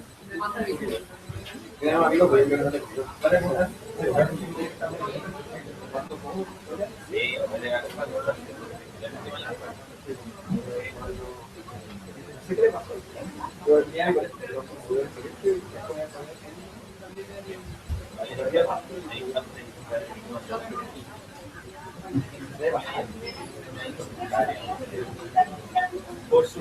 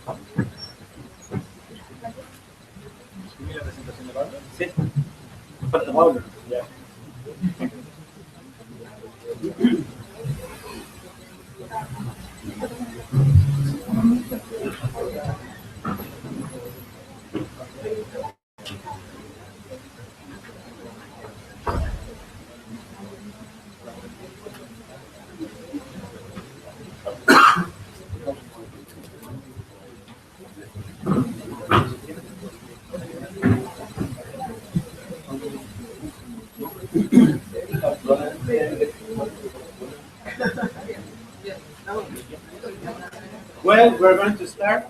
Thanks for coming to the session 2. We have 4 presentations in this session. The title of the presentation, the session is Leadership and Schooling in Micro Processes. And the first presenter is Fernando Tagle. Fernando Tagle is an engineer in naval system and he is currently an MA student at the UCLU Civil Education. So, thank you very much.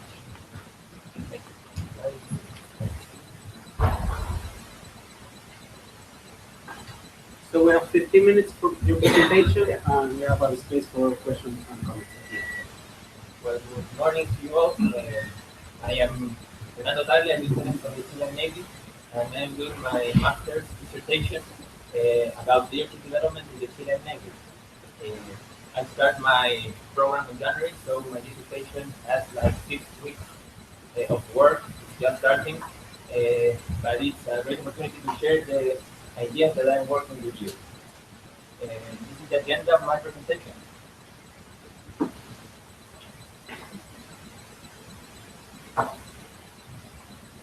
Introduction. Well, leadership has been a matter very important in the history of the Chilean Navy since it was created 200 years ago. We have examples like Captain Arturo Prat, the commander officer of the Esmeralda in the Iquique naval combat in 1879, or Piloto Pardo, who was the commander officer of the Yeltsin, the ship that was in charge of rescuing Shackleton expedition in 1916 from the Antarctica. And nowadays, leadership is developed and trained in the Naval Academy as a part of the 4-year curriculum that cadets receive in Valparaiso. After that, when cadets graduate as midshipmen, leadership is developed principally as a learning by example issue. I'm a submariner specialist in this type of ships, and you might be thinking, what is this guy doing here in the Institute of Education? Well, one of the reasons is that in our career, we have the opportunity to spend some time of it in different areas of the institute, and one of it is education. I am very interested in this particular area because I think that it's one of the areas where you can work with people and you can affect them in a positive way for their personal development. And considering that leadership is one of the most important matters in our institution, I think that the development of leadership is a very interesting issue to study. Considering this, the purpose of my study is related with leadership development, considering that the Navy is an institution that is part of Chile, that we work as part of a big community and we interact with other different types of organizations. And that's why I'm talking a little bit about the Chilean culture and idiosyncrasy. And also, I'm using the British Royal Navy model because it is a very important Navy worldwide. We have lots of connections with them and traditions that we earn from them. And also because I'm here in London and it's very near from me. My main research question is how an effective leadership development program for the Chilean Navy should be built. And I'm putting in my question this context, considering that the Chilean Navy is part of the Chilean community. Also, I am talking a little bit about the importance of adapting to change. The Navy in the last years has been adapting to important change. For example, in 2007, we received the first promotion of women. I graduated in 2006, so I don't have experience with women in the Navy. And in submarines, they are not allowed to work. So it is a very important change. And we have change like this in other issues, and it's part of my research. I have 5 questions that are taking me to answer my main one, talking about leadership as a wider concept, how leadership is learned in Chilean organizations and also in the British Royal Navy, and to what extent leadership skills can be learned and trained, or if leaders only can be born, and basically that. Well, the context of my work is the Chilean Navy as an institution at service for the Chilean community. Obviously, we have some issues. Our main purpose is to prepare in peace, to be ready for war, but none of us wants to go for a war. So also, and this is the reason why we have submarines, and I'm a submarine. But we also have other responsibilities that in our times are more important than this one, like bringing medical and dental support to communities that only can receive it by sea because of their geographic characteristics. Also supporting the community to face natural disasters like earthquakes or great fires or issues like that. Working not as an individual organization, but as part of a big team that normally is led by the government, and we're just a tool that has to be ready to give their support when it is required. And also, is the book. And also bringing safety to the activities that are developed at sea in our economic exclusive zone that is quite big because we have lots of boats. And for example, this boat was a Peruvian fishing boat that was founded, that was sinking in the latitude of Coquimbo. They had a problem with their GPS and they crossed a little bit the boundary to the south. But this is an issue that normally happens. And this doesn't happen only with foreign ships. We also have this problem with national fishing ships, and the Navy has to take care of all the safety issues in our. Well, I'm also talking in my context about the importance of leadership to the history of the institution, but not only about some examples like Arturo Prat and all the things that we learned in history classes when we are young at school. I'm working with the guidance of a historian professor called Fernando Wilson from the University of Chilean, and he's guiding me how to talk about leadership as a concept that is not only focused with the issues that people did in the past, but an issue that is transversal along all the organization. My literature review is divided in 5 subtitles, talking from leadership as a wider concept to a specific leadership development program. The first one, leadership in today's society.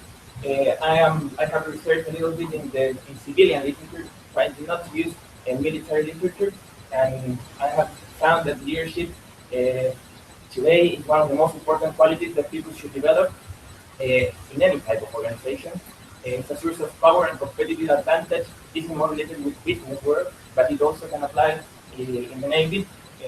Leadership as an activity and not as a position that you are hired to work in a leadership position. No, leadership is also considered an activity that can be developed across all the organization at all levels of it.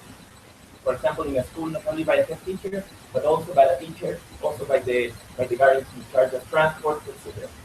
And the importance of values in leadership and the importance of trust. There's literature that challenge, for example, that people like Pablo Escobar from Colombia was a leader or not, because there may be a lack of values to some extent.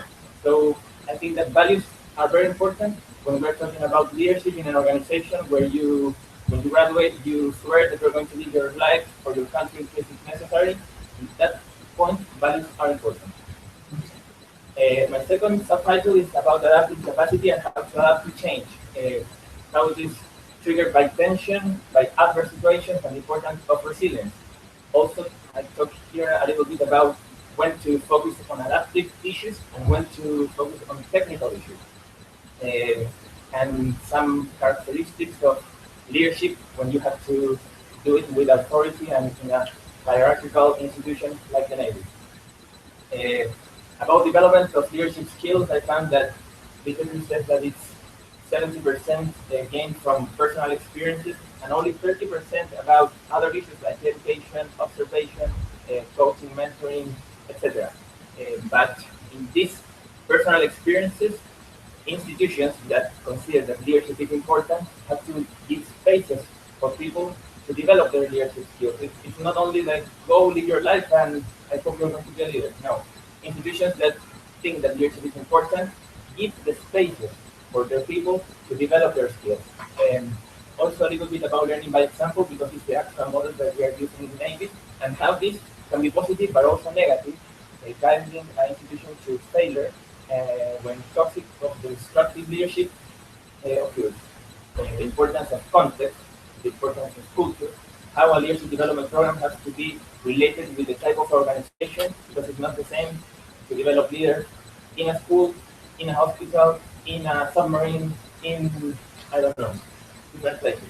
And I told the importance of delivering activities through the whole career and not taking leadership development as a one-time in a life intervention, and after that, leading people by their own. And using the traditional Navy model, here they have a special defense center related with leadership and a doctrine that goes along all the Army forces. We don't have it.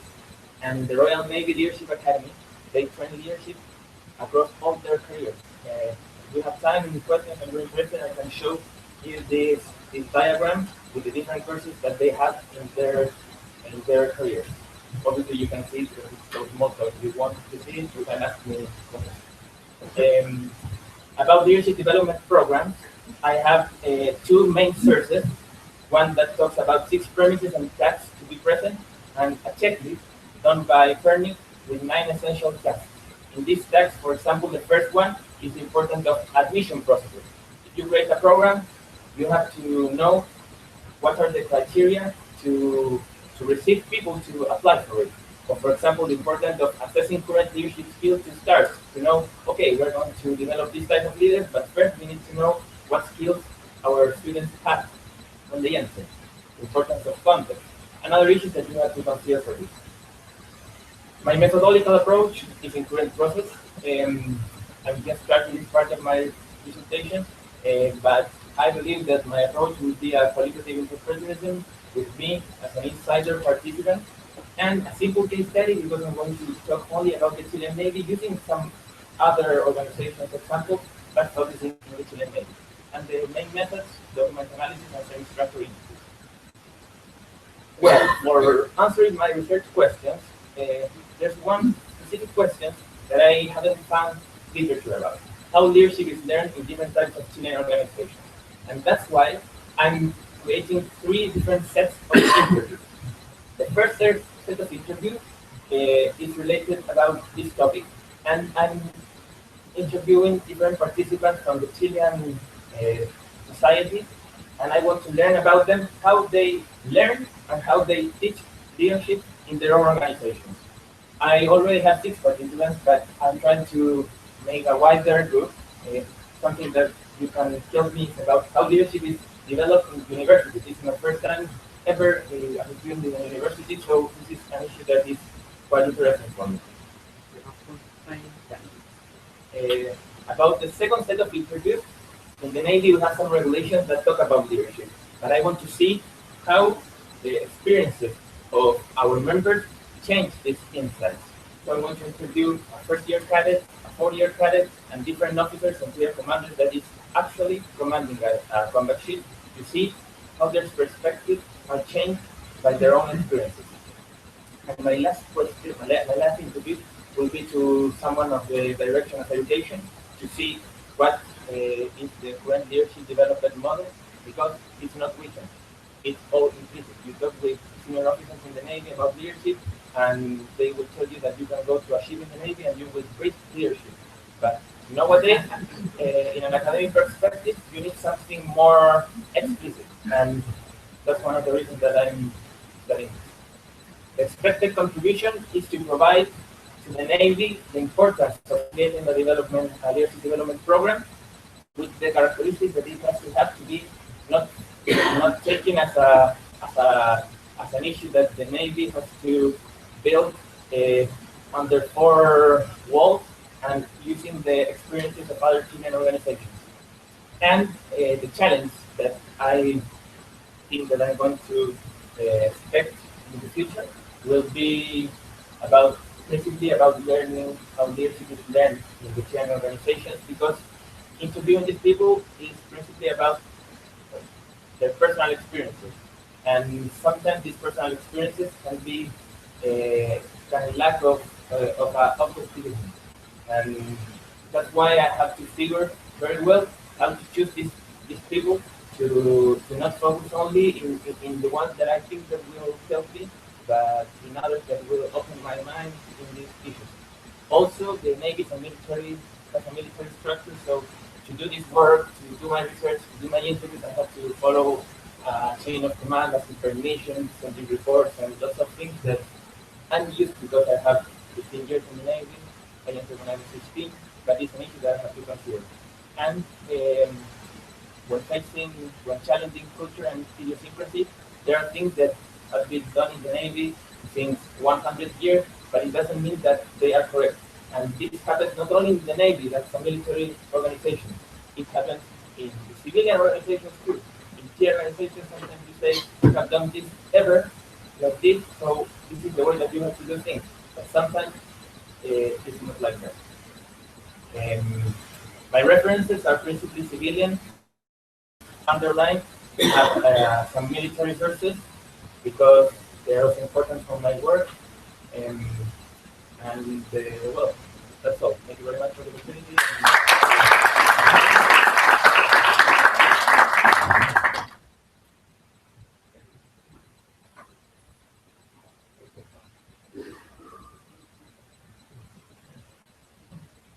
So, now it's the turn of Sergio Galdames. He's a PhD student at the UCLU Education. And the title is I Will Leave the School at the End of This Term. The voice of John Pitts. Hello, thanks for coming. Thanks to Fernando because his presentation will connect with mine. He spoke about careers and leadership preparation. I will speak about that, but in schools. Before we start, I want to know more about you. So let's get personal for a second and think about your life. And you do that.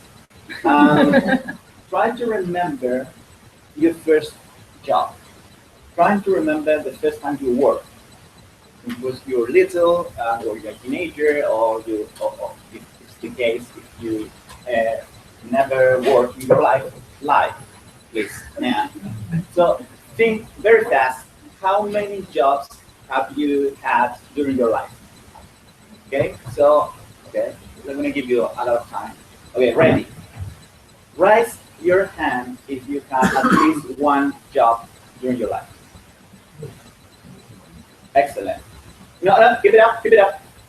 At least 2, at least 3, at least 4, 5, 6, 7, 8, 9, 10, 11.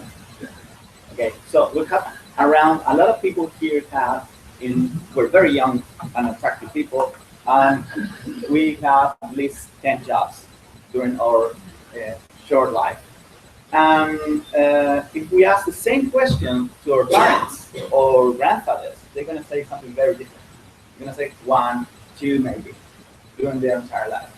Job, work, and the way people engage with work has changed. And there's many reasons for that. And well, it's a recent phenomenon. We can see that reported in different documentaries. And for instance, if we seek this in a history documentary, the recent presented by HBO, we can see that, for instance, Jon Snow, everyone knows this guy, is a very important political figure. He started as a bastard and nothing else. Then he worked in the Watch. Then he was a spy with the Wildlings. Then he was the general in the Watch, working in defense and defending the wall. Then he was Lord Commander of the Watch. Okay, and spoilers, ready? He was killed, resurrected, and super spoilers, he was king in the north. Many jobs in like 6 years, and probably it's gonna be in Westeros, maybe. Who knows, right? So great for Jon Snow. But what happened with the organizations that he left behind? What happened with Winterfell when he left? What happened with the Wall when he left? What happened with the Wildlings when he left? What happened with Winterfell again and the North when he left? And what could happen in the future? So going to a more exciting context, in education, what we know is that it's very bad when people move away and when people desert the system. And in most cases, when we know more about teachers than head teachers, that this is a recent study that was published by the CIA a couple of weeks ago. They presented this in their Twitter account 2 days ago.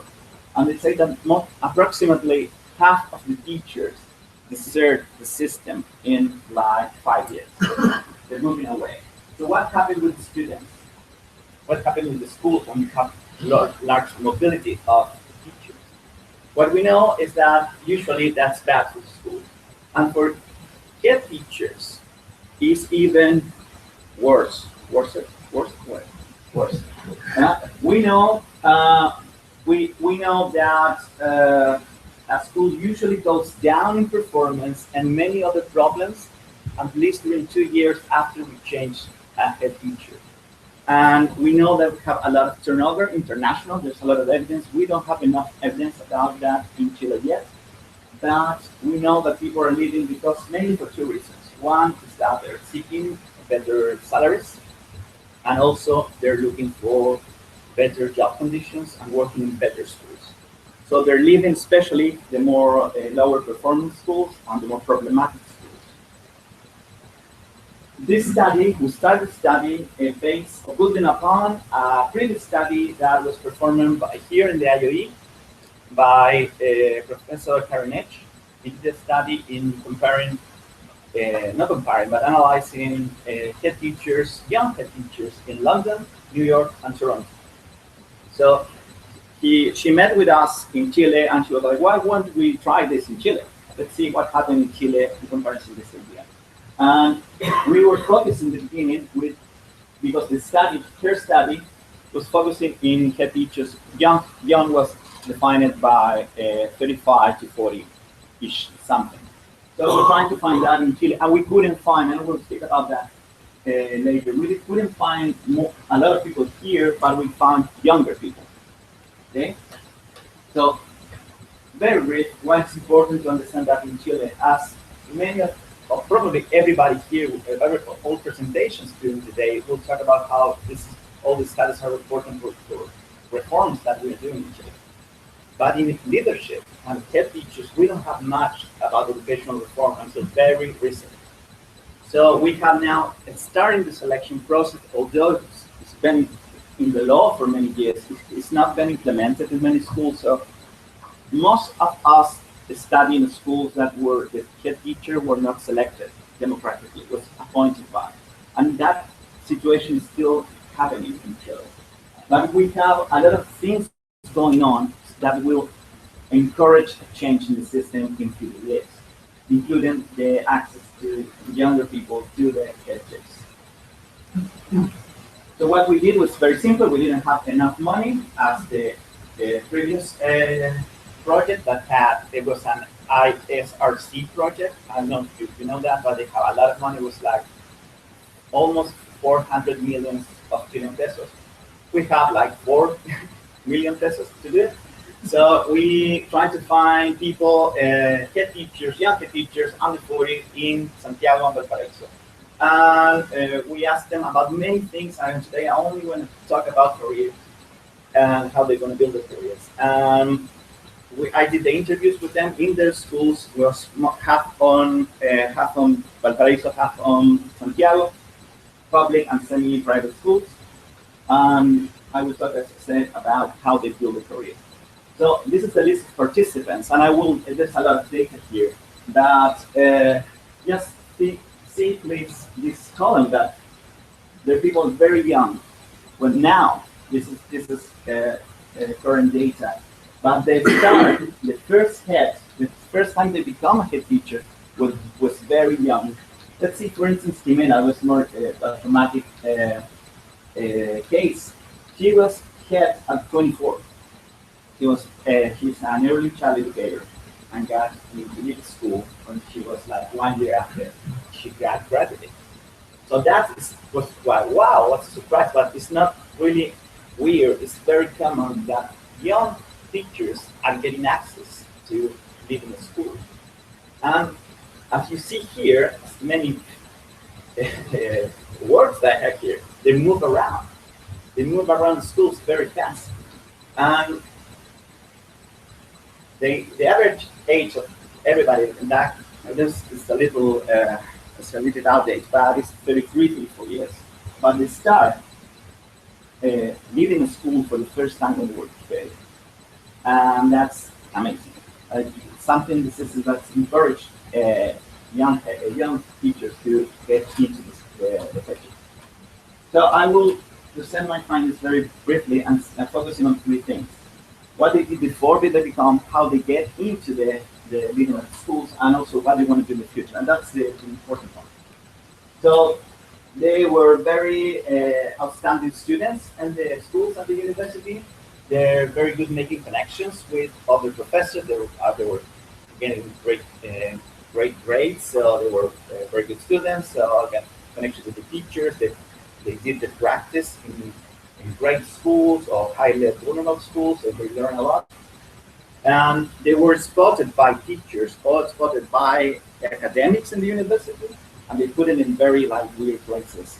And they learn a lot, so they get used to the idea of change and used to the idea of challenges as part of the experience.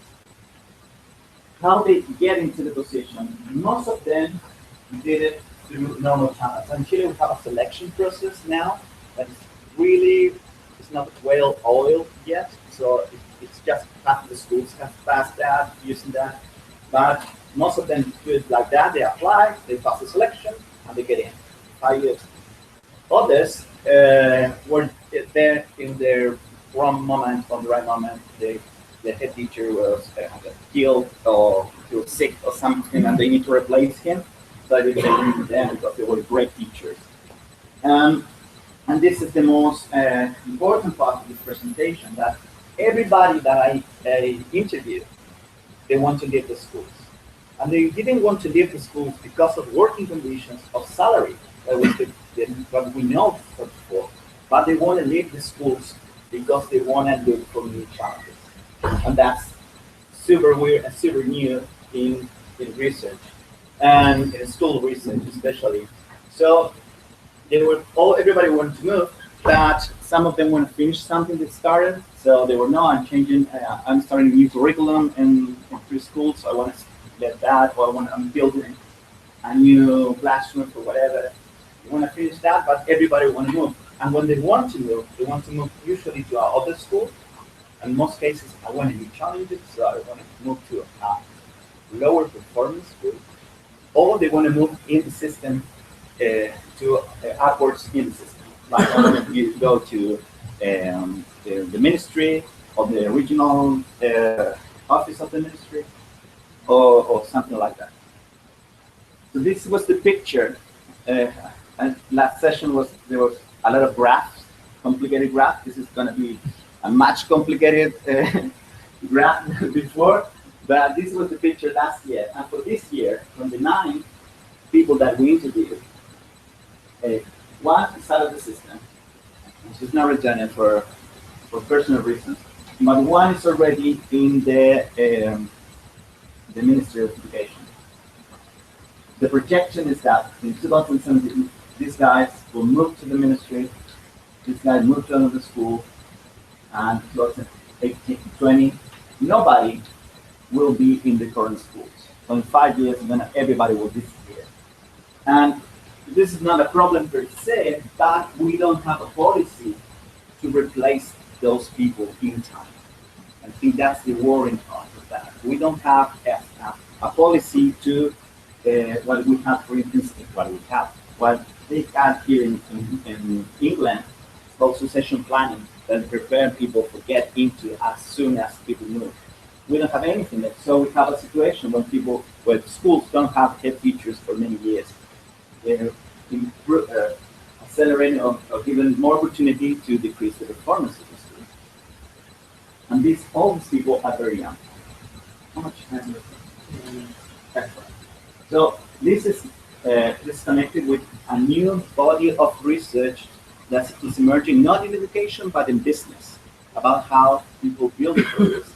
And the exercise we did in the beginning was connected with that. We live in a world where we change jobs and working and areas all the time. But the schools are getting into that, and we're missing people. Especially relevant is generational theory. And in the last conference that the IOE, Felipe Acuña, a classmate of us, a friend of us that is in like spring break or something like that, he did this beautiful table. And I will end with this, but the younger teachers are here. They were the first people, the first students that didn't leave the dictatorship. They were the first students that worked and studied in schools with the new system. they participate in the student movement, and they're not leaving school. And this is gonna, in the following years, it's gonna replicate in this guys. Young people getting in teaching, getting in head teachers, getting teachers, are gonna grow up in a different world than the previous generations. And this is a lot to think about. This opens, I think, new doors to research. And the main, I think, idea is that in Chile, the educational context is not ready for this. And it's going to happen. It's going to happen very fast and very hard if you're not ready to design a policy to encourage retention of head teachers, but also encourage succession and other ways to understand leadership in the school system. It's a final reference that Jimena, one of the interesting did. I think it really summarizes this idea. She's not living for it's too hard. She's living because it's not challenging enough. She said, I will move to another school. I will move to another challenge. I would love to create a new school, but I would not stay here anymore. I strongly believe that a kid should not stay longer than a child. That's 5 years with a community. Personally, I'm too curious.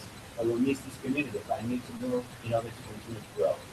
And this is something new from the previous study. We don't have to give Jimena more money to keep them in position. We have to give them more challenges and more attractive and fun jobs. Thank you very much.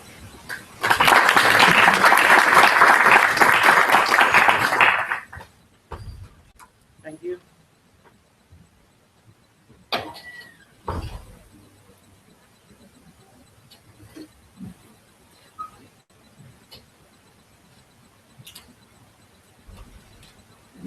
So now is the turn of Andres Barrios.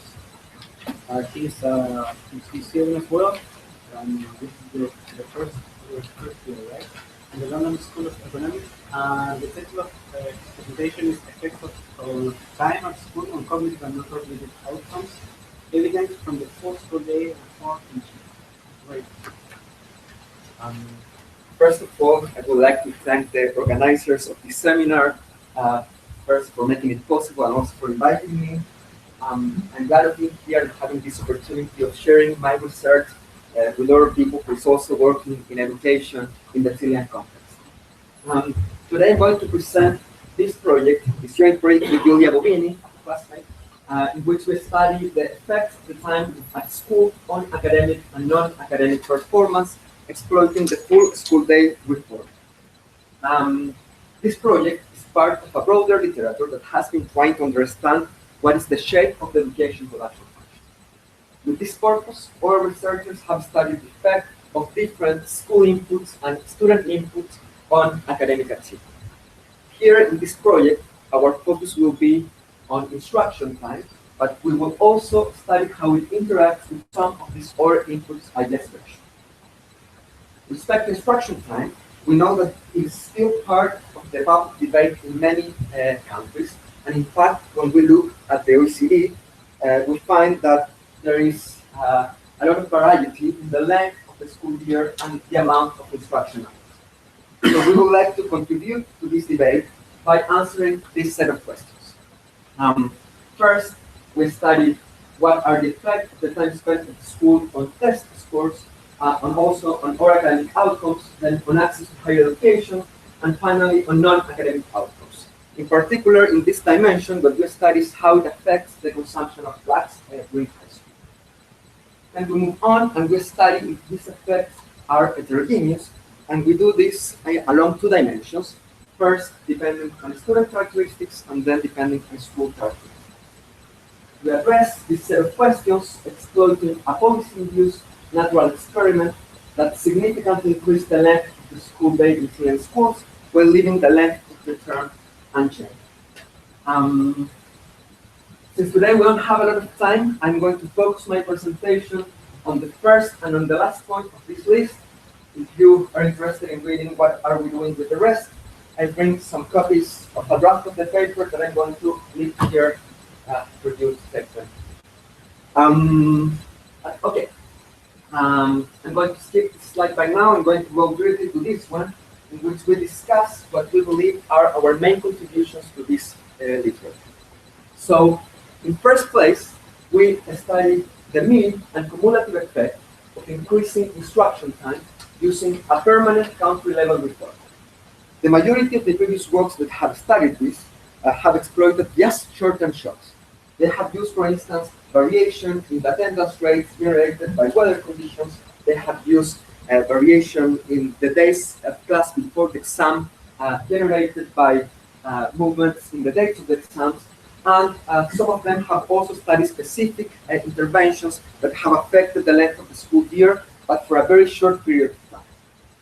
In comparison to them, our setup offers some advantages for studying long-run effects and also effects of policies that are repeated. We also study heterogeneous effects on multiple dimensions at student and at school level, while the majority of the previous works do not perform or perform very limited heterogeneity. Finally, we study the effects of this policy on several academic and non-academic outcomes at different school stages, including the transition to higher education, while the focus of the majority of the previous work has been on standardized tests. Before going to the estimation details, let me just quickly describe some details of the policy. The full school day reform, or the Jornada Escolar Completa as it's known in Spanish, is a reform that was enacted in 1997 and that increased the time students spend at the school between 15 and 30% depending on their grade. The additional operational costs of this policy were funded through an increase in the voucher baseline that, depending on the grade, ranged between 25 and 50%. An important feature of this policy is that not all the schools were able to adopt it immediately. First, because they had to develop an educational program that needed to be approved by the Real Office of the Ministry of Education.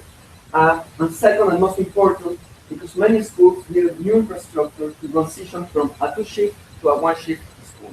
This means that before this reform, many schools were offering some of their grades in the morning and the rest in the afternoon. For adopting the policy, they needed to have enough infrastructure in order to receive all the students at the same time. So the additional resources for getting this new infrastructure were allocated through public tenders organized by the Ministry of Education and its regional offices in a process that lasted around 7 years. Here are some details about the timing. As I mentioned before, the law was published in 1997, and in its original version, it was defined the year 2002 as the deadline for adopting the text. However, this deadline was not accomplished, and therefore, in 2004, the Parliament updated the law, and they defined two new deadlines, one in 2007 for all the public schools, and also for charter schools attended by very disadvantaged kids, and the second one in 2010 for the rest of the charter schools. Okay, we don't have a lot of time, so I'm not going to describe all the data I'm using in detail, but basically we are using a collection of administrative and survey data that allows us to create our relevant variables. So our treatment variable comes from this first data set, and then we use SOAR 3 for creating some of our outcomes and also controls at school and at student level. We use these other two data sets for creating additional controls and also additional outcome variables. And finally, these last two data sets, we use them for studying differences between teachers working at charter schools and at public schools. Probably you don't see clearly this table, but what we have here is a set of variables and then 3 columns with the, what I did. You press that one. Oh, sorry. I don't know how to fix it. Thank you, Rodrigo, for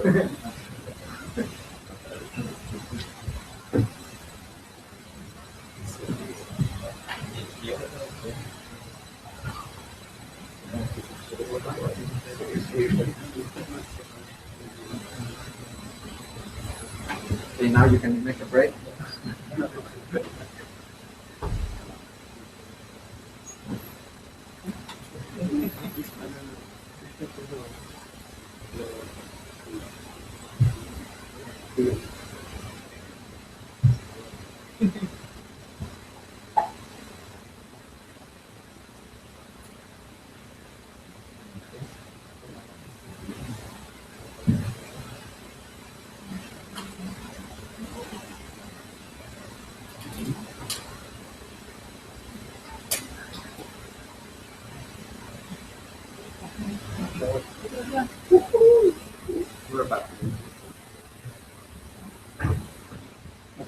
You are not able to see the table anyway, so basically, as I was saying, here we have a collection of variables and the means for them for three different types of schools: public schools, charter schools without tuition fees, and charter schools with fees. For the purposes of this presentation, the main lesson that we instruct on here is that students attending public schools and charter schools without tuition fees are quite similar in terms of socioeconomic characteristics. I will not have time for discussing the two types of identification strategies we are using here, so let me focus just on the first one. As part of this strategy, we will be implementing a general different bit model that exploits within a school variation in the length of exposure to the treatment across subsequent cohorts of students. The validity of this strategy relies on the assumption that after controlling for observable characteristics, the schools are on parallel trends. Basically, this means that there are no changes on the school environment other than those triggered by the adoption of the policy itself, and that there are no changes on the students' characteristics driven by the adoption of the policy. We perform many robustness checks to study if these assumptions have been violated. We don't find any evidence supporting that. I'm afraid I will not have time for discussing them in detail now, but if you are interested in them, you can read it in the paper. We can talk about them later. Okay, so basically the first specification we estimate is this one, which on the left-hand side we have our outcome of interest. Then we have a school fixed effect, a year fixed effect, a vector of individual characteristics, and a vector of the school characteristics. And our treatment is captured by this set of dummy variables that indicate if the student I in school J have been exposed during K years to the treatment by the period T. As you can see, this is a very flexible way of estimating cumulative effects because we are not imposing any specific shape to the evolution, right?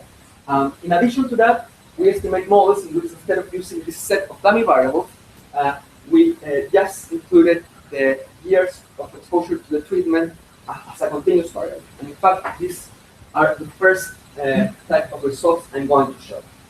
So as I was saying, these models are models in which instead of using a set of dummies, we use a continuous variable that measures the exposure to the treatment.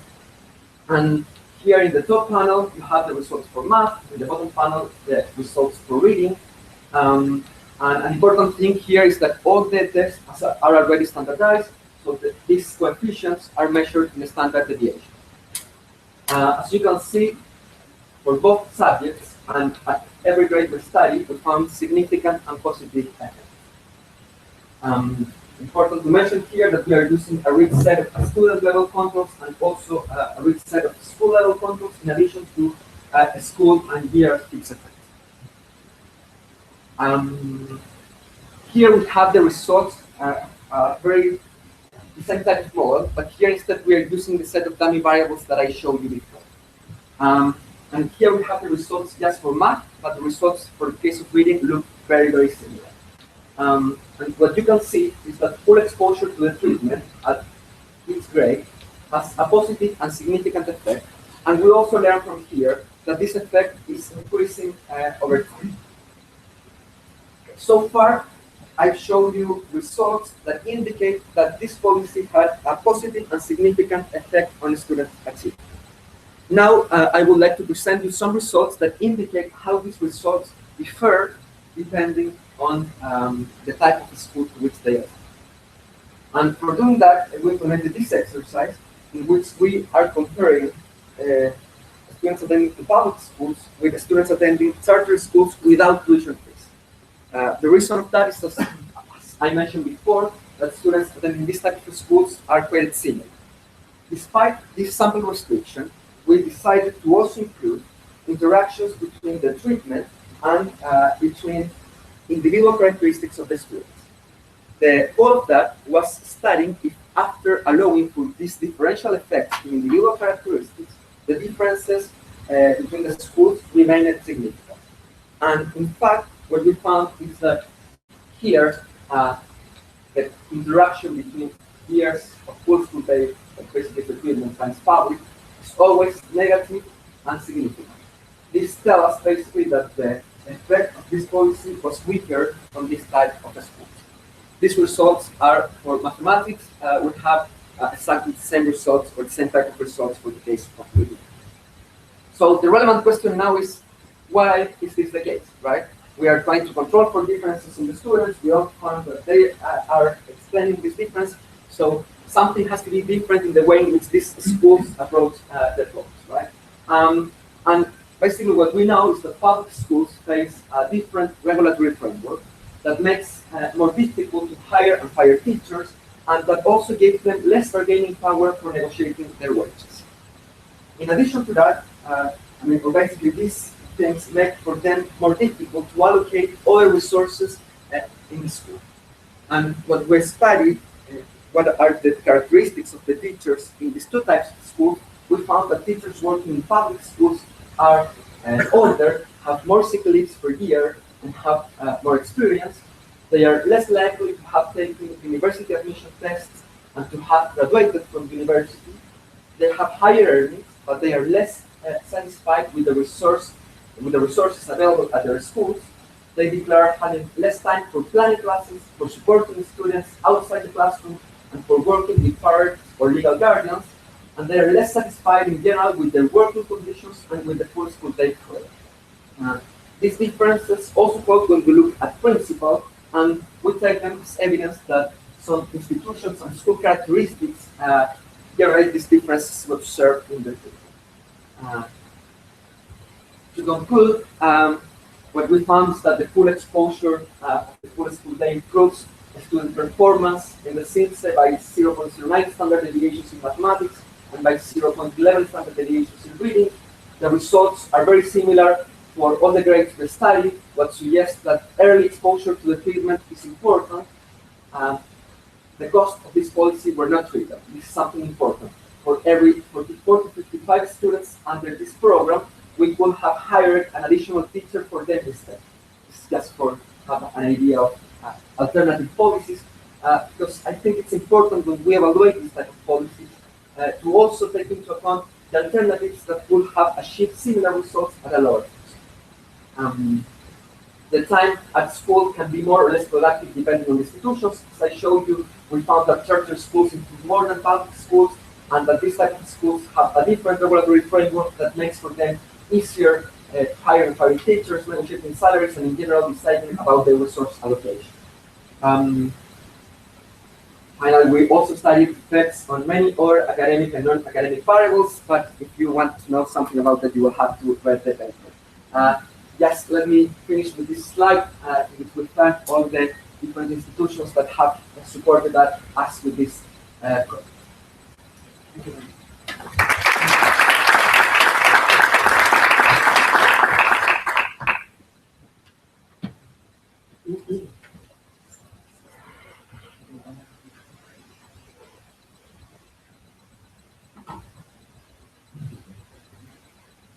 So now the presentation will be conducted by Paulo Torres. He is an educational psychologist, and now to the final year in the Faculty of Education at the University of Cambridge. And the title of this presentation is Differences in Problem-Solving Thinking across Chilean and English students exploring the teaching effect. Thanks, Paulo. Thanks for the invitation. This is actually the first time I've been in London, but in Chile as well. It's very good. And Could you present from here, please? Because we are in streaming now. Okay. As a tech. Sure. And yeah, so it's the final year, and I wanted to present some results, final results. Now there's some statistics involved here. I'm not going to show any equations because I'm not a statistician or an expert in statistics, but being studying around, if you think there are better ways of using the statistics, very welcome to listen to me. So I'm an educational psychologist actually, and I'm very much interested in what happens in kids' minds when they learn, when they are trying to do something, when they're performing. And also I'm very interested in what's going on in the classroom, how this, maybe the teachers, how the classroom is helping this. First, let me talk about self-regulation. So you can see in the title is problem-solving thinking. In this case, I'm focusing on self-regulation for both problem-solving. And this, I'm going to tell you about how I understand self-regulation, how people understand self-regulation. Before this, let me tell you the importance of self-regulation. So self-regulation is being found one of the two most powerful ways of boosting achievement. This was said by the impressive work by John Hattie. There are a lot of criticism of this work, but the findings are quite interesting and informative as a way forward to boost different things to get better performance. It always compensates lower abilities. So self-regulation is also very important in kids with disabilities, but also lower performance students, as well as high performance. You know, we are not at high able in everything, so it's always important predictor of ability of achievement. And it's being found important in many different areas. So in problem solving, in mathematics, in science, in learning vocabulary, in science, playing musical instruments, writing a second language, reading comprehension, so on and so forth. So it's a very important construct, cognitive process. Now, how people understand self-regulation? So basically, it's the way we adapt our behaviors, our thinking to the current affairs of our community. Okay, it's just think of it as a feedback loop. Yeah. So we make a mistake, we try to understand why we made a mistake, we change the way we approach things, and we fix that. That's more or less self-regulation. And there are different models about it. So some people talk about monitoring and regulation. Monitoring, you know, becoming aware of the problem, and then regulating is actually doing something about it. And some other people talk about forethought. So this is like a planning phase. So before you approach the problem, you think about it, and then you do it. And at the end, some other people add self-reflection or evaluation. And so you can get the idea that there's like a sort of linear progression of this model. So before there's a planning, and then a monitoring, which is doing, and then becoming aware of what you're doing. And if there's any problem, you control the problem. And when you finish the activity, you evaluate. And when you evaluate, you also learn about your activities.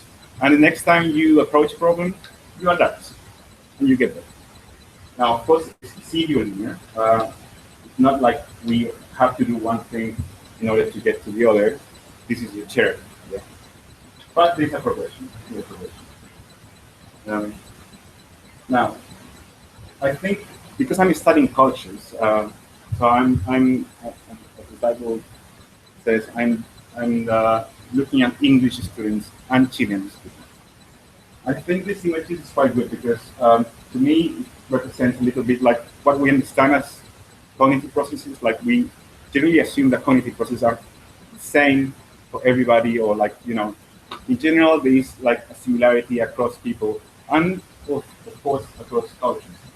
But I wasn't so sure if this was the case because I started noticing one time I had the opportunity to visit some schools in New Zealand, and they really had very different types of education, and the kids were all about strategies. So they just learned the strategies to become better performers. They learned the contents through strategies, and then I realized that the kids in Chile did not do it. So I thought that if you take every color as a different culture, maybe yes, there are some things that are in common, but maybe they have different functionality, adaptive functionality. So some things we do maybe are more important to become better achievers in some cultures than others. So there are some things maybe in a culture that allows you to get better. So I wanted to understand if these processes were the same or different across cultures, but also not limiting myself to a culture as a country, but as a classroom as well. So I also, by visiting many schools and many classrooms, I realized course, that teachers do teach differently, even within the same school. Okay. So there are some guiding questions I wanted to address. One is very clear. So are there different in terms of self-regulation across these cultures? The skills in this case, this is very important. When I'm talking about culture here, of course, it's a very limited study. Okay, I'm just talking about my samples, but just for purpose of clarity, I'm talking about wider culture. Also, do teaching styles within and across countries have anything to do with this difference? And at the base of my inquiry is a theoretical understanding that self-regulation, or what we can understand as metacognition applied, are high-order cognitive processes. And when we talk about high-order cognitive processes, this means that there's something about society, there's something about the way we interact with each other that actually, in the end, develops these cognitive processes. So it's not like just attentional stuff that we kind of are born with this, but it's something that culture, society develops. And this comes from the work of the Dutch concept of culture. So these people working in this tradition assume that systematic interpersonal and activity processes in the end get internalized, okay, as way of thinking. So bearing this into mind, I designed a study that kind of compared the two countries, the two samples. I selected 48 students. I focused on 8 to 9-year-olds.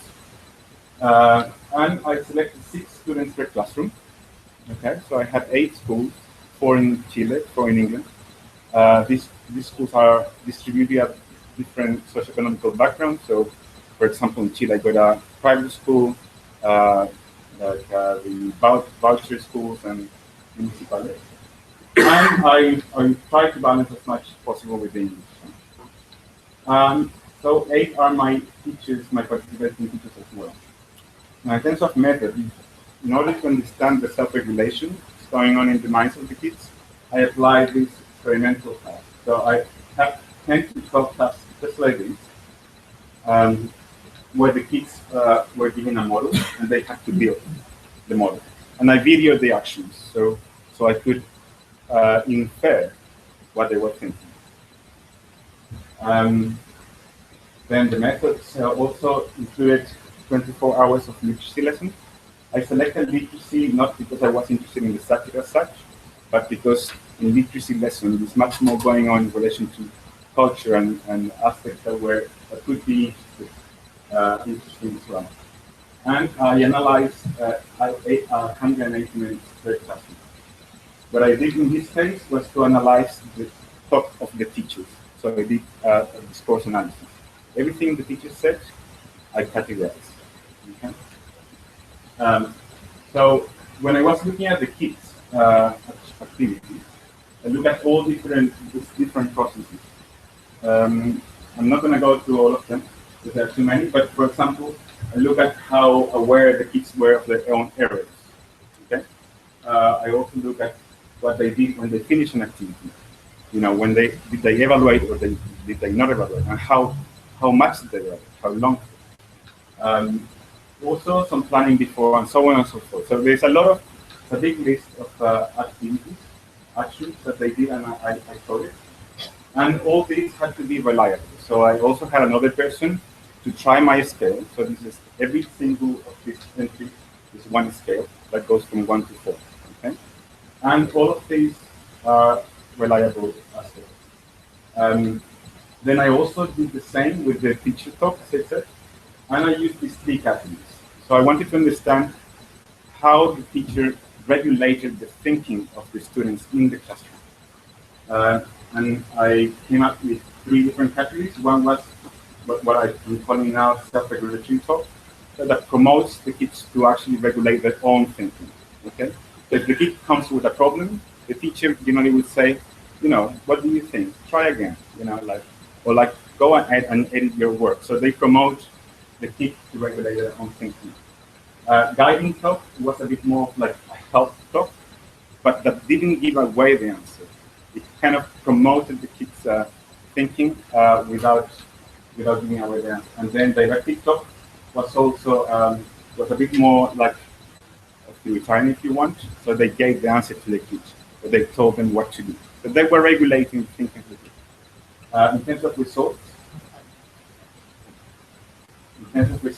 we found that kids in Chile and England differ in terms of performance. So this is the first thing to know. Kids in Chile underperform in final task accuracy and the accuracy throughout the task. But interestingly, in terms of challenge, they found it less challenging than the kids in England. So these results, to me, suggest that there's a sort of problem with overconfidence in kids in Chile. So they underperform, but they kind of act as if the task was easier. Okay.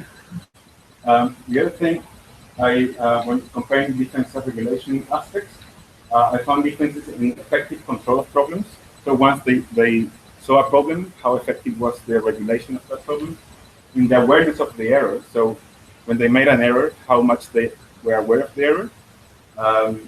Exactly. And asking for help. In effective control of problems and awareness of errors, Chileans were lower. Okay. And in asking for help, they were higher. I'm not going to go into detail into this, but this is the adaptive functionality of the different behaviors that the kids showed for performance. Okay, so having a list of things that were important, this table tells you in green what was helping performance and in red what was lowering performance. As you can see in England, all the different aspects I looked at are much more adaptive, so they actually help students to get better results. And in Chile, there are many less. Okay, and sadly, the ones that we found that were lower in Chile were actually important things for Chilean kids. So awareness of errors and effective control of problems, which we found were lower for kids in Chile. If they are high, they help. So at the moment, that's probably one of the reasons why they are underperforming the industry, because they have these things lower when they actually measure the importance. In terms of the importance of the classroom, I found some things that were related to the classroom, like planning before, planning during, asking clarifications, and so on and so forth. And then when I looked at the importance of the classroom controlled by parental education, only 3 things were important. So after you consider the level of education of the parents, the things that I found still important, that the classroom makes a difference on, is asking clarification, okay, asking for help. This is why, you can imagine how much a teacher influences this kind of behaviors. And also, very interestingly, effort. Effort was the highest, most important thing in which the classroom made an effect. So it's 13%. And the other one is 6%, and the other one is 4%. So all these things are small effects, but they are important within educational studies. And then I put the different type of talk. So I talk about 3 different types of talk, right? Directive, more authoritarian, guiding, helping, and the other one promoting self-regulation. What I found is that self-regulatory talk has an effect on over effort, okay, which is very important because effort is the motor of self-regulation. So teachers that talk more self-regulatory talk promote a higher effort in the students. And also the effect of directive talk. Directive talk had an effect over asking clarifications. Okay, in general, kids in England ask more clarifications than kids in Chile. And the more directive the talk of the teacher is, a bit more intimidating for the students to ask for clarification. And the country, actually, the only serious effect that had this which is too significant, was over asking for help, and nothing else. And we know that, as I said before, Chilean students ask more for help. Then, in terms of conclusions, I can say, within the scope of the study, of course, not generalizing, the Chilean student seems to be overconfident, not activating enough self-regulation. Okay? They don't perceive the challenge. Chilean students give self-regulatory function to a less variety of behaviors, so there are only these 3 or 4 behaviors that for them are functionally adaptive. They show less levels of behavior that seem to have a separate behavior role. Only aspects related to asking questions, effort, dependent on the teacher's talk. Actually, all other ones didn't. And finally, the specific teaching made it more important for self-regulation than the actual country.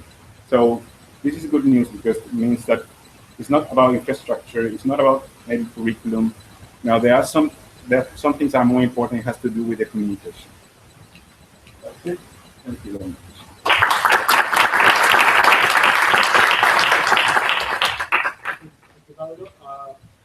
We have now on space for comments and questions for 15 minutes. So,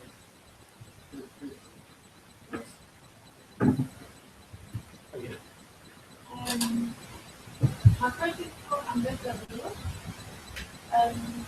Thank you very much for the presentation. Your contribution is very strong.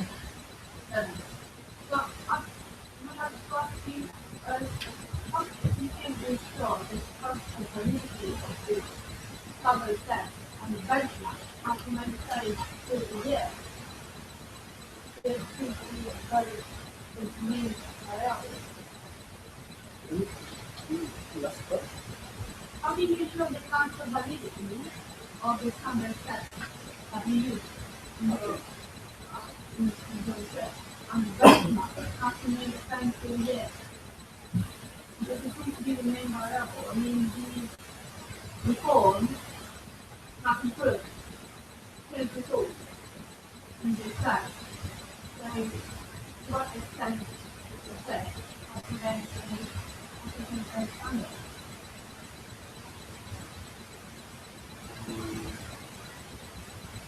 Okay, about the last part of your question, basically what we are doing is we standardize, right, the test scores at each year level, right? So basically series and each year. And what we are doing is trying to compare how being exposed for an extra year to this treatment makes a difference with respect to students in similar conditions, right? Who have been exposed for just 1 year less or experience, right? So I'm sure I understand correctly what you're asking, but let me try to put this. So basically, the exercise we are doing is comparing different cohort students within the same school, right?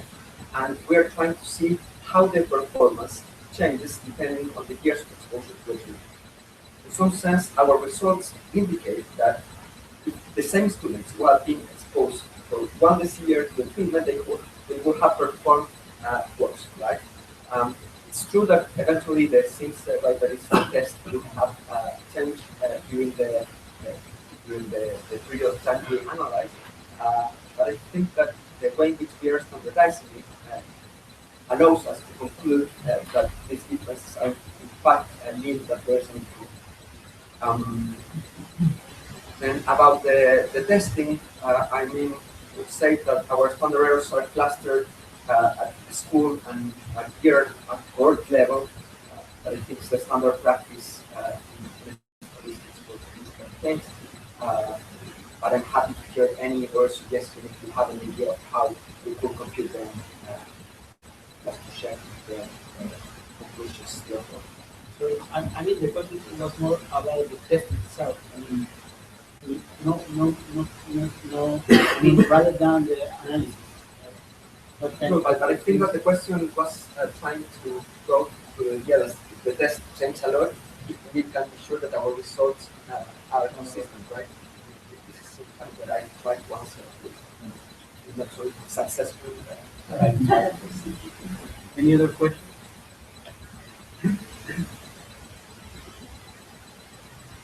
Yeah, please.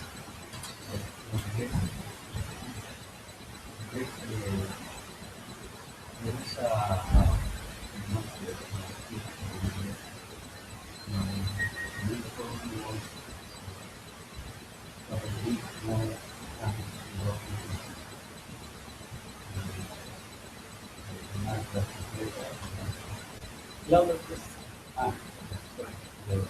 hora completa un overtime.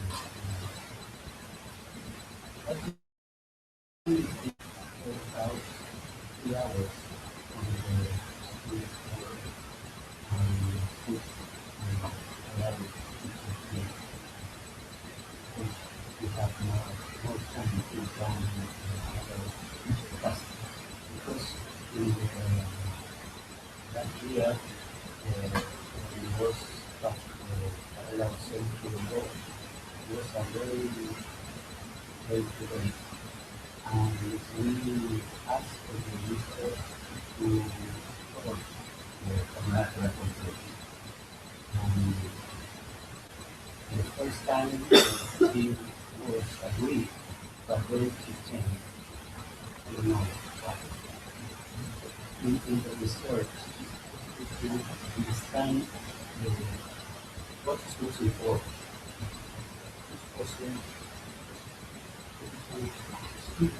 Or more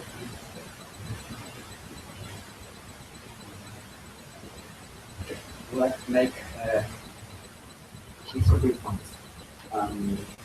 The first thing is that our results are quite consistent with what you are saying, in the sense that we find that the schools who or that perform better and in fact have, or their teachers at least, have more time for preparing classes, for working outside of the classroom with the students, for helping also like in school activities that are not related necessarily to teaching. So yeah, I agree with your first statement. Then respect to reducing the length of the school day, we in fact present a theoretical model in the paper that you can read in more detail, and that it tells you that in fact if you increase much the time at school, it can be counterproductive. And the fact that we found here a positive effect doesn't mean that it's the optimal point. We show that like in the paper, I think that's a very interesting point. I'm not sure if we have to reduce 3 hours, 15 minutes, or we have to do a different type of thing. An alternative would be to and give other type of resources or more flexibility to the schools in order to be able to contract more teachers with less time of teaching and more time of per class or working outside of the classroom, right?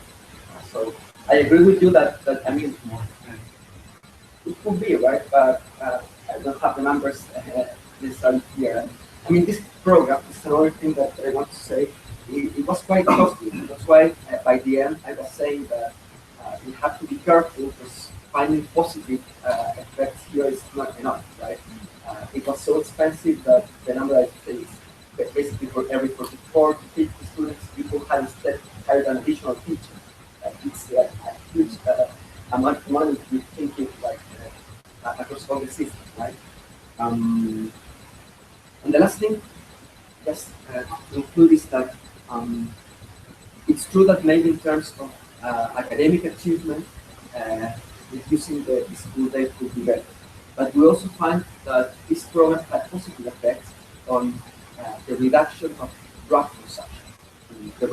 It reduces the consumption of tobacco, marijuana, cocaine, and in some sense, these are outcomes that we usually don't take into account when we evaluate these policies, and they are also relevant, especially in high school. So I'm not sure if we have to do it differently. Originally, the full school day reform right was thinking of having like additional workshops at school, different types of activities, and at the end, it became that it's now that it's like X hours of teaching the core subjects of the curriculum. But maybe you can modify the policy, not necessarily reducing it, trying to keep like all the good features of it without sacrificing or without losing some of it. Any other questions? Yeah. Question for Sergio. Very good presentation, by the way. Thank you. It's a question maybe I'm just not aware, not being from the education field, but you showed some interesting results that showing that after the head teachers leave, it's a difficult thing to actually bring in new people. And of course, leadership is a soft skill. You don't really like there is courses for it, but it's something that kind of has to be trained over the years. Is there any sort of program involving that sort of soft skill training and teaching in teacher curriculum? So when they go into university, is there any sort of emphasis and focus on this, which would, of course, I guess, help improve that exchange between the leading teacher and somebody coming in that leadership role? Yeah. Great question. Well, I do know the curriculum of all the programs in teaching that the one I know that they don't have anything for that. And we have all the most of the courses for professional development for the teachers are after you graduate as a teacher. Chile has a scholarship program that that gives some qualifications for it, but you need to be a teacher and you need to be like pretty much an old teacher to access the scholarship. But what I think the problem in Chile is not that only, is that the selection process is super slow and it's very expensive and it's weird. So you can make the process to get a new head teacher, and you can take 2 years to fill the position. So it's something there also to consider that we are not ready to. So some systems like Toronto or Scotland, and even Singapore, they have people ready. They have a pool of people ready to get into the position. And what you're saying is relevant because they're getting there when they were studying at university in the past. When you're gonna be a principal in 10 years, okay, this is the track. Maybe you don't get there that you can start there because as you say, I wouldn't say on the soft, but it takes time to develop these skills. So it's not like you can start now, you have 6 months of preparation program, you're gonna be ready to do the best of what you need time, and that's something that we don't have. Plus the selection process that is public.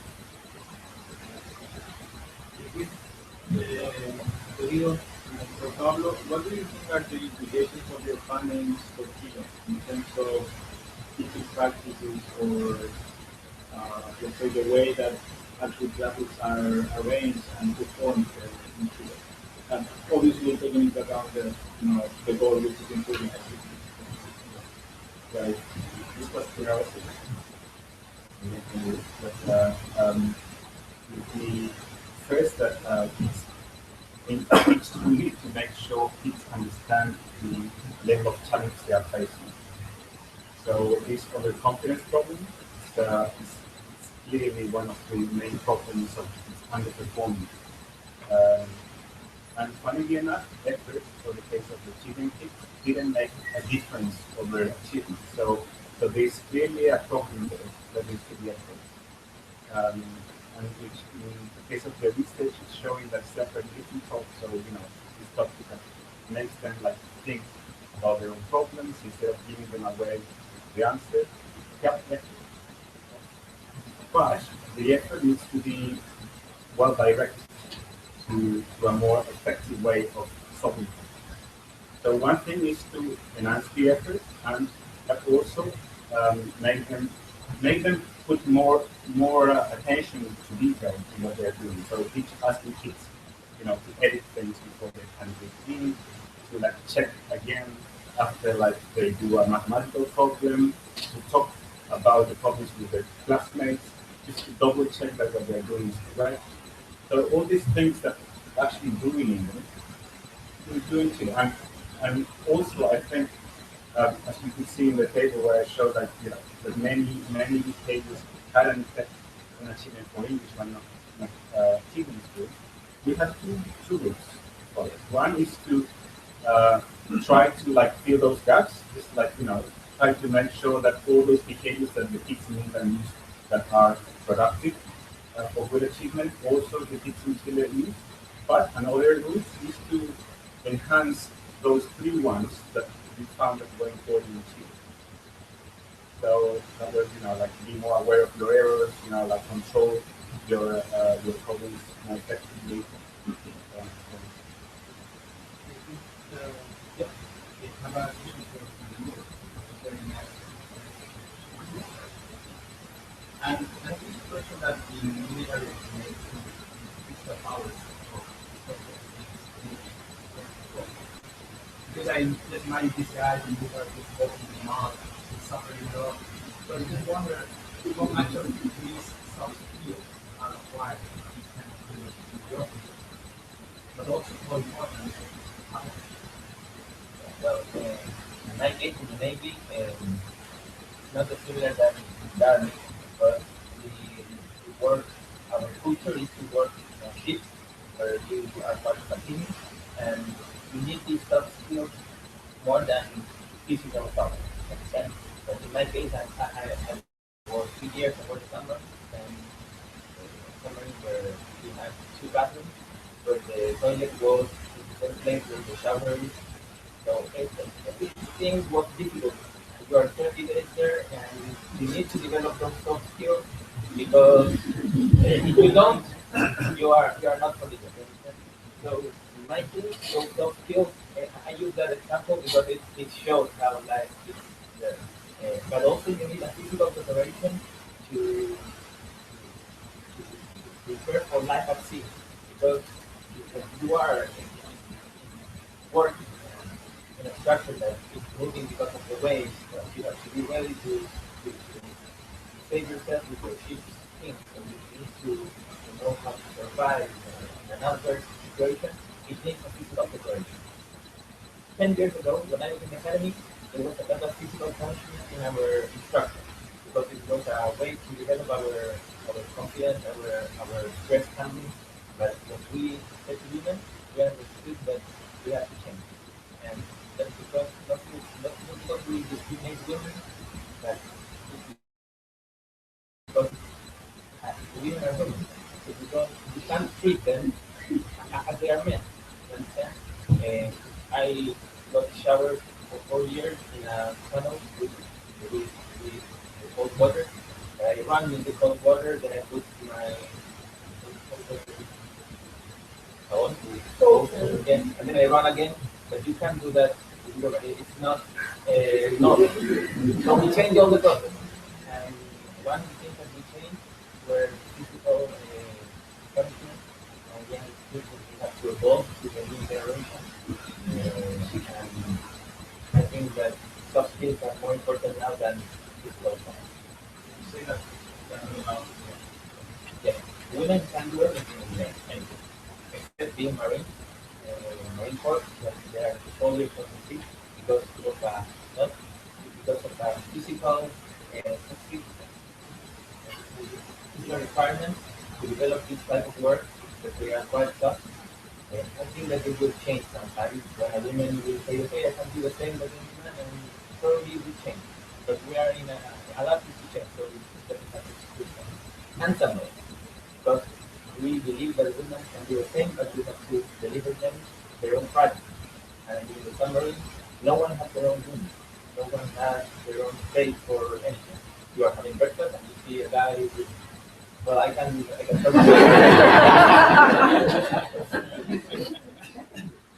Any other questions?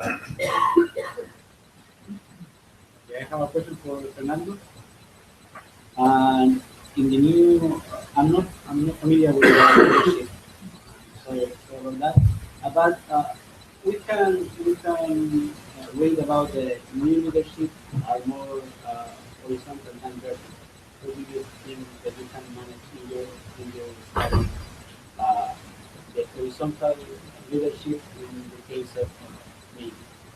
well, when you have hierarchy in your institution, obviously it's not an horizontal organization; it's more a vertical one. Yeah? But when you are facing other situations, this authority goes for a second place in importance. You need to make this guy that is working with you really trust you, really feel that what you are saying him that you have to do is the correct thing, but not because I'm saying that and I'm senior, because it is really the correct thing. And now that we are as a society, we are giving more opportunities for our people to develop themselves. They know more than they knew 10, 20 years ago. 20 years ago you said that I think you have to run 20 laps here and to walk, right? But now what I study mechanical electricity to run 20 laps. Or I say, okay, we are going to fix it by this way. But why? Maybe we have to do this other thing. So we are developing this new issue. And I think it's very good, but it requires that, as you asked for me, we have to develop these soft skills. First, to understand that not because we are seniors, we know we don't have the real answer. We have to work as a team with this horizontal leadership for getting the right. And how do you think that the old people in Navy can take this new approach around leadership? It has been a process, but I think that a good way to understand that we are going towards this is that when I asked permission to come here, I received the support of some admirals and some senior guys. So I think that these little steps to make this change show the way that the Navy is taking today for a more adaptive. We have space for last question. Pablo? So I'm also working on problem solving in a totally different environment. And it just strikes me that the only thing is the behavior, and you pretend to know what the person is thinking about that. So I don't know if you can talk about a bit more about the methodology and the thing. For example, like, did you actually talk with children about what they were doing, or was just everything based on what you were seeing? Because I mean, come up with assumptions as well. Yeah. So in general, within self-education, we think two methodologies. One is like think aloud, which is like you ask the kid to tell you what he's thinking while we are solving a problem. And the other one, which is newer, is the one I apply, which is inference from the person. But so in order to make sure what you are claiming it can be inferred as a thinking process, you have to be, design it in a way that captures infer that. So, for example, in my case, if I saw an error that the kid made, and I assume that it wasn't over there. So you can infer those kind of things. Or like when the kid was planning, I mean, before acting to do the building, you see him looking around, and you have to assume that it's planned. Of course, these are things you are inferred, so there's always that level of error that you don't know what's going on really. But I mean, you could defend that these kind of things they reflect thinking. In order to make sure that what I was seeing was actually possible to say that if he was doing, I had a second person began the videos independently. And then we matched this course with them. Was the person Chilean or British? In this case, it was a bit of both. Yeah, because I'm also thinking about the language, for example. So different cultures have different ways of expressing things, on displaying things. So maybe if I have that, I'm not doing this, like, so maybe if you put a British person assessing or scoring the same period, you have a different. Yeah, well, the point of reference would be me, right? Because I'm Chilean, so I coded all the videos, and what I'm calculating is the coherence between my score and the other person. So if actually those kind of things were important, it would show in the reliability. Okay, thank you very much, and thank you for your wonderful presentation. So.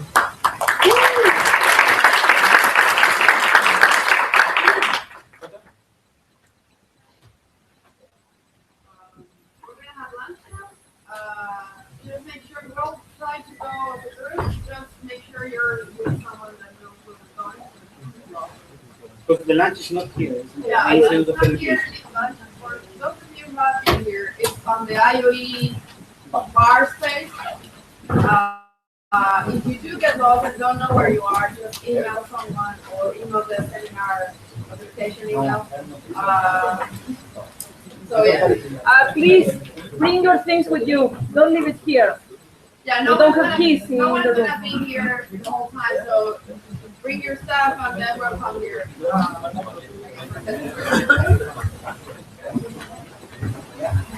Quiero sacar mi cosa abajo. ¿Acá?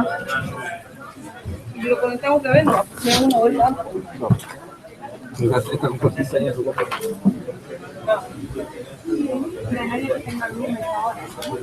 No, en nuestra, pero no, para que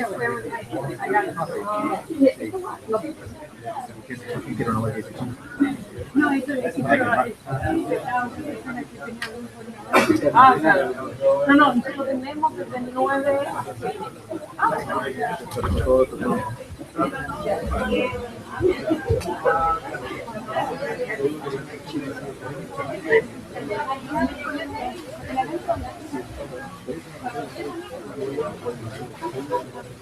Okay,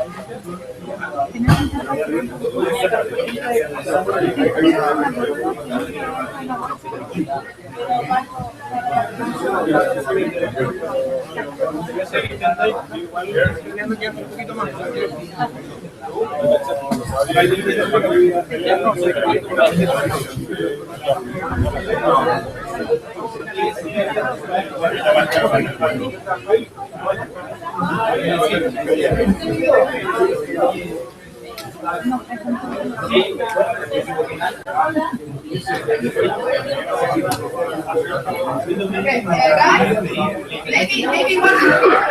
Guys, sorry, maybe it wasn't clear enough, but they're expecting us over there at the IOE with lunch. So if we go, yeah, so let's go and yeah, Let's see.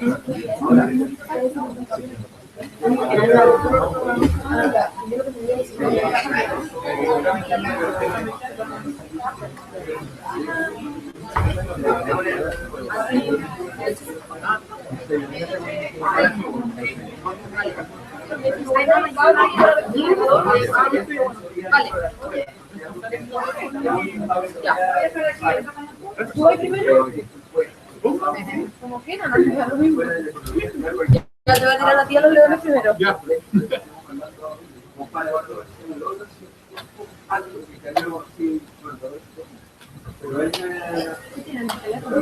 Ah, sí. Tu teléfono, mi teléfono.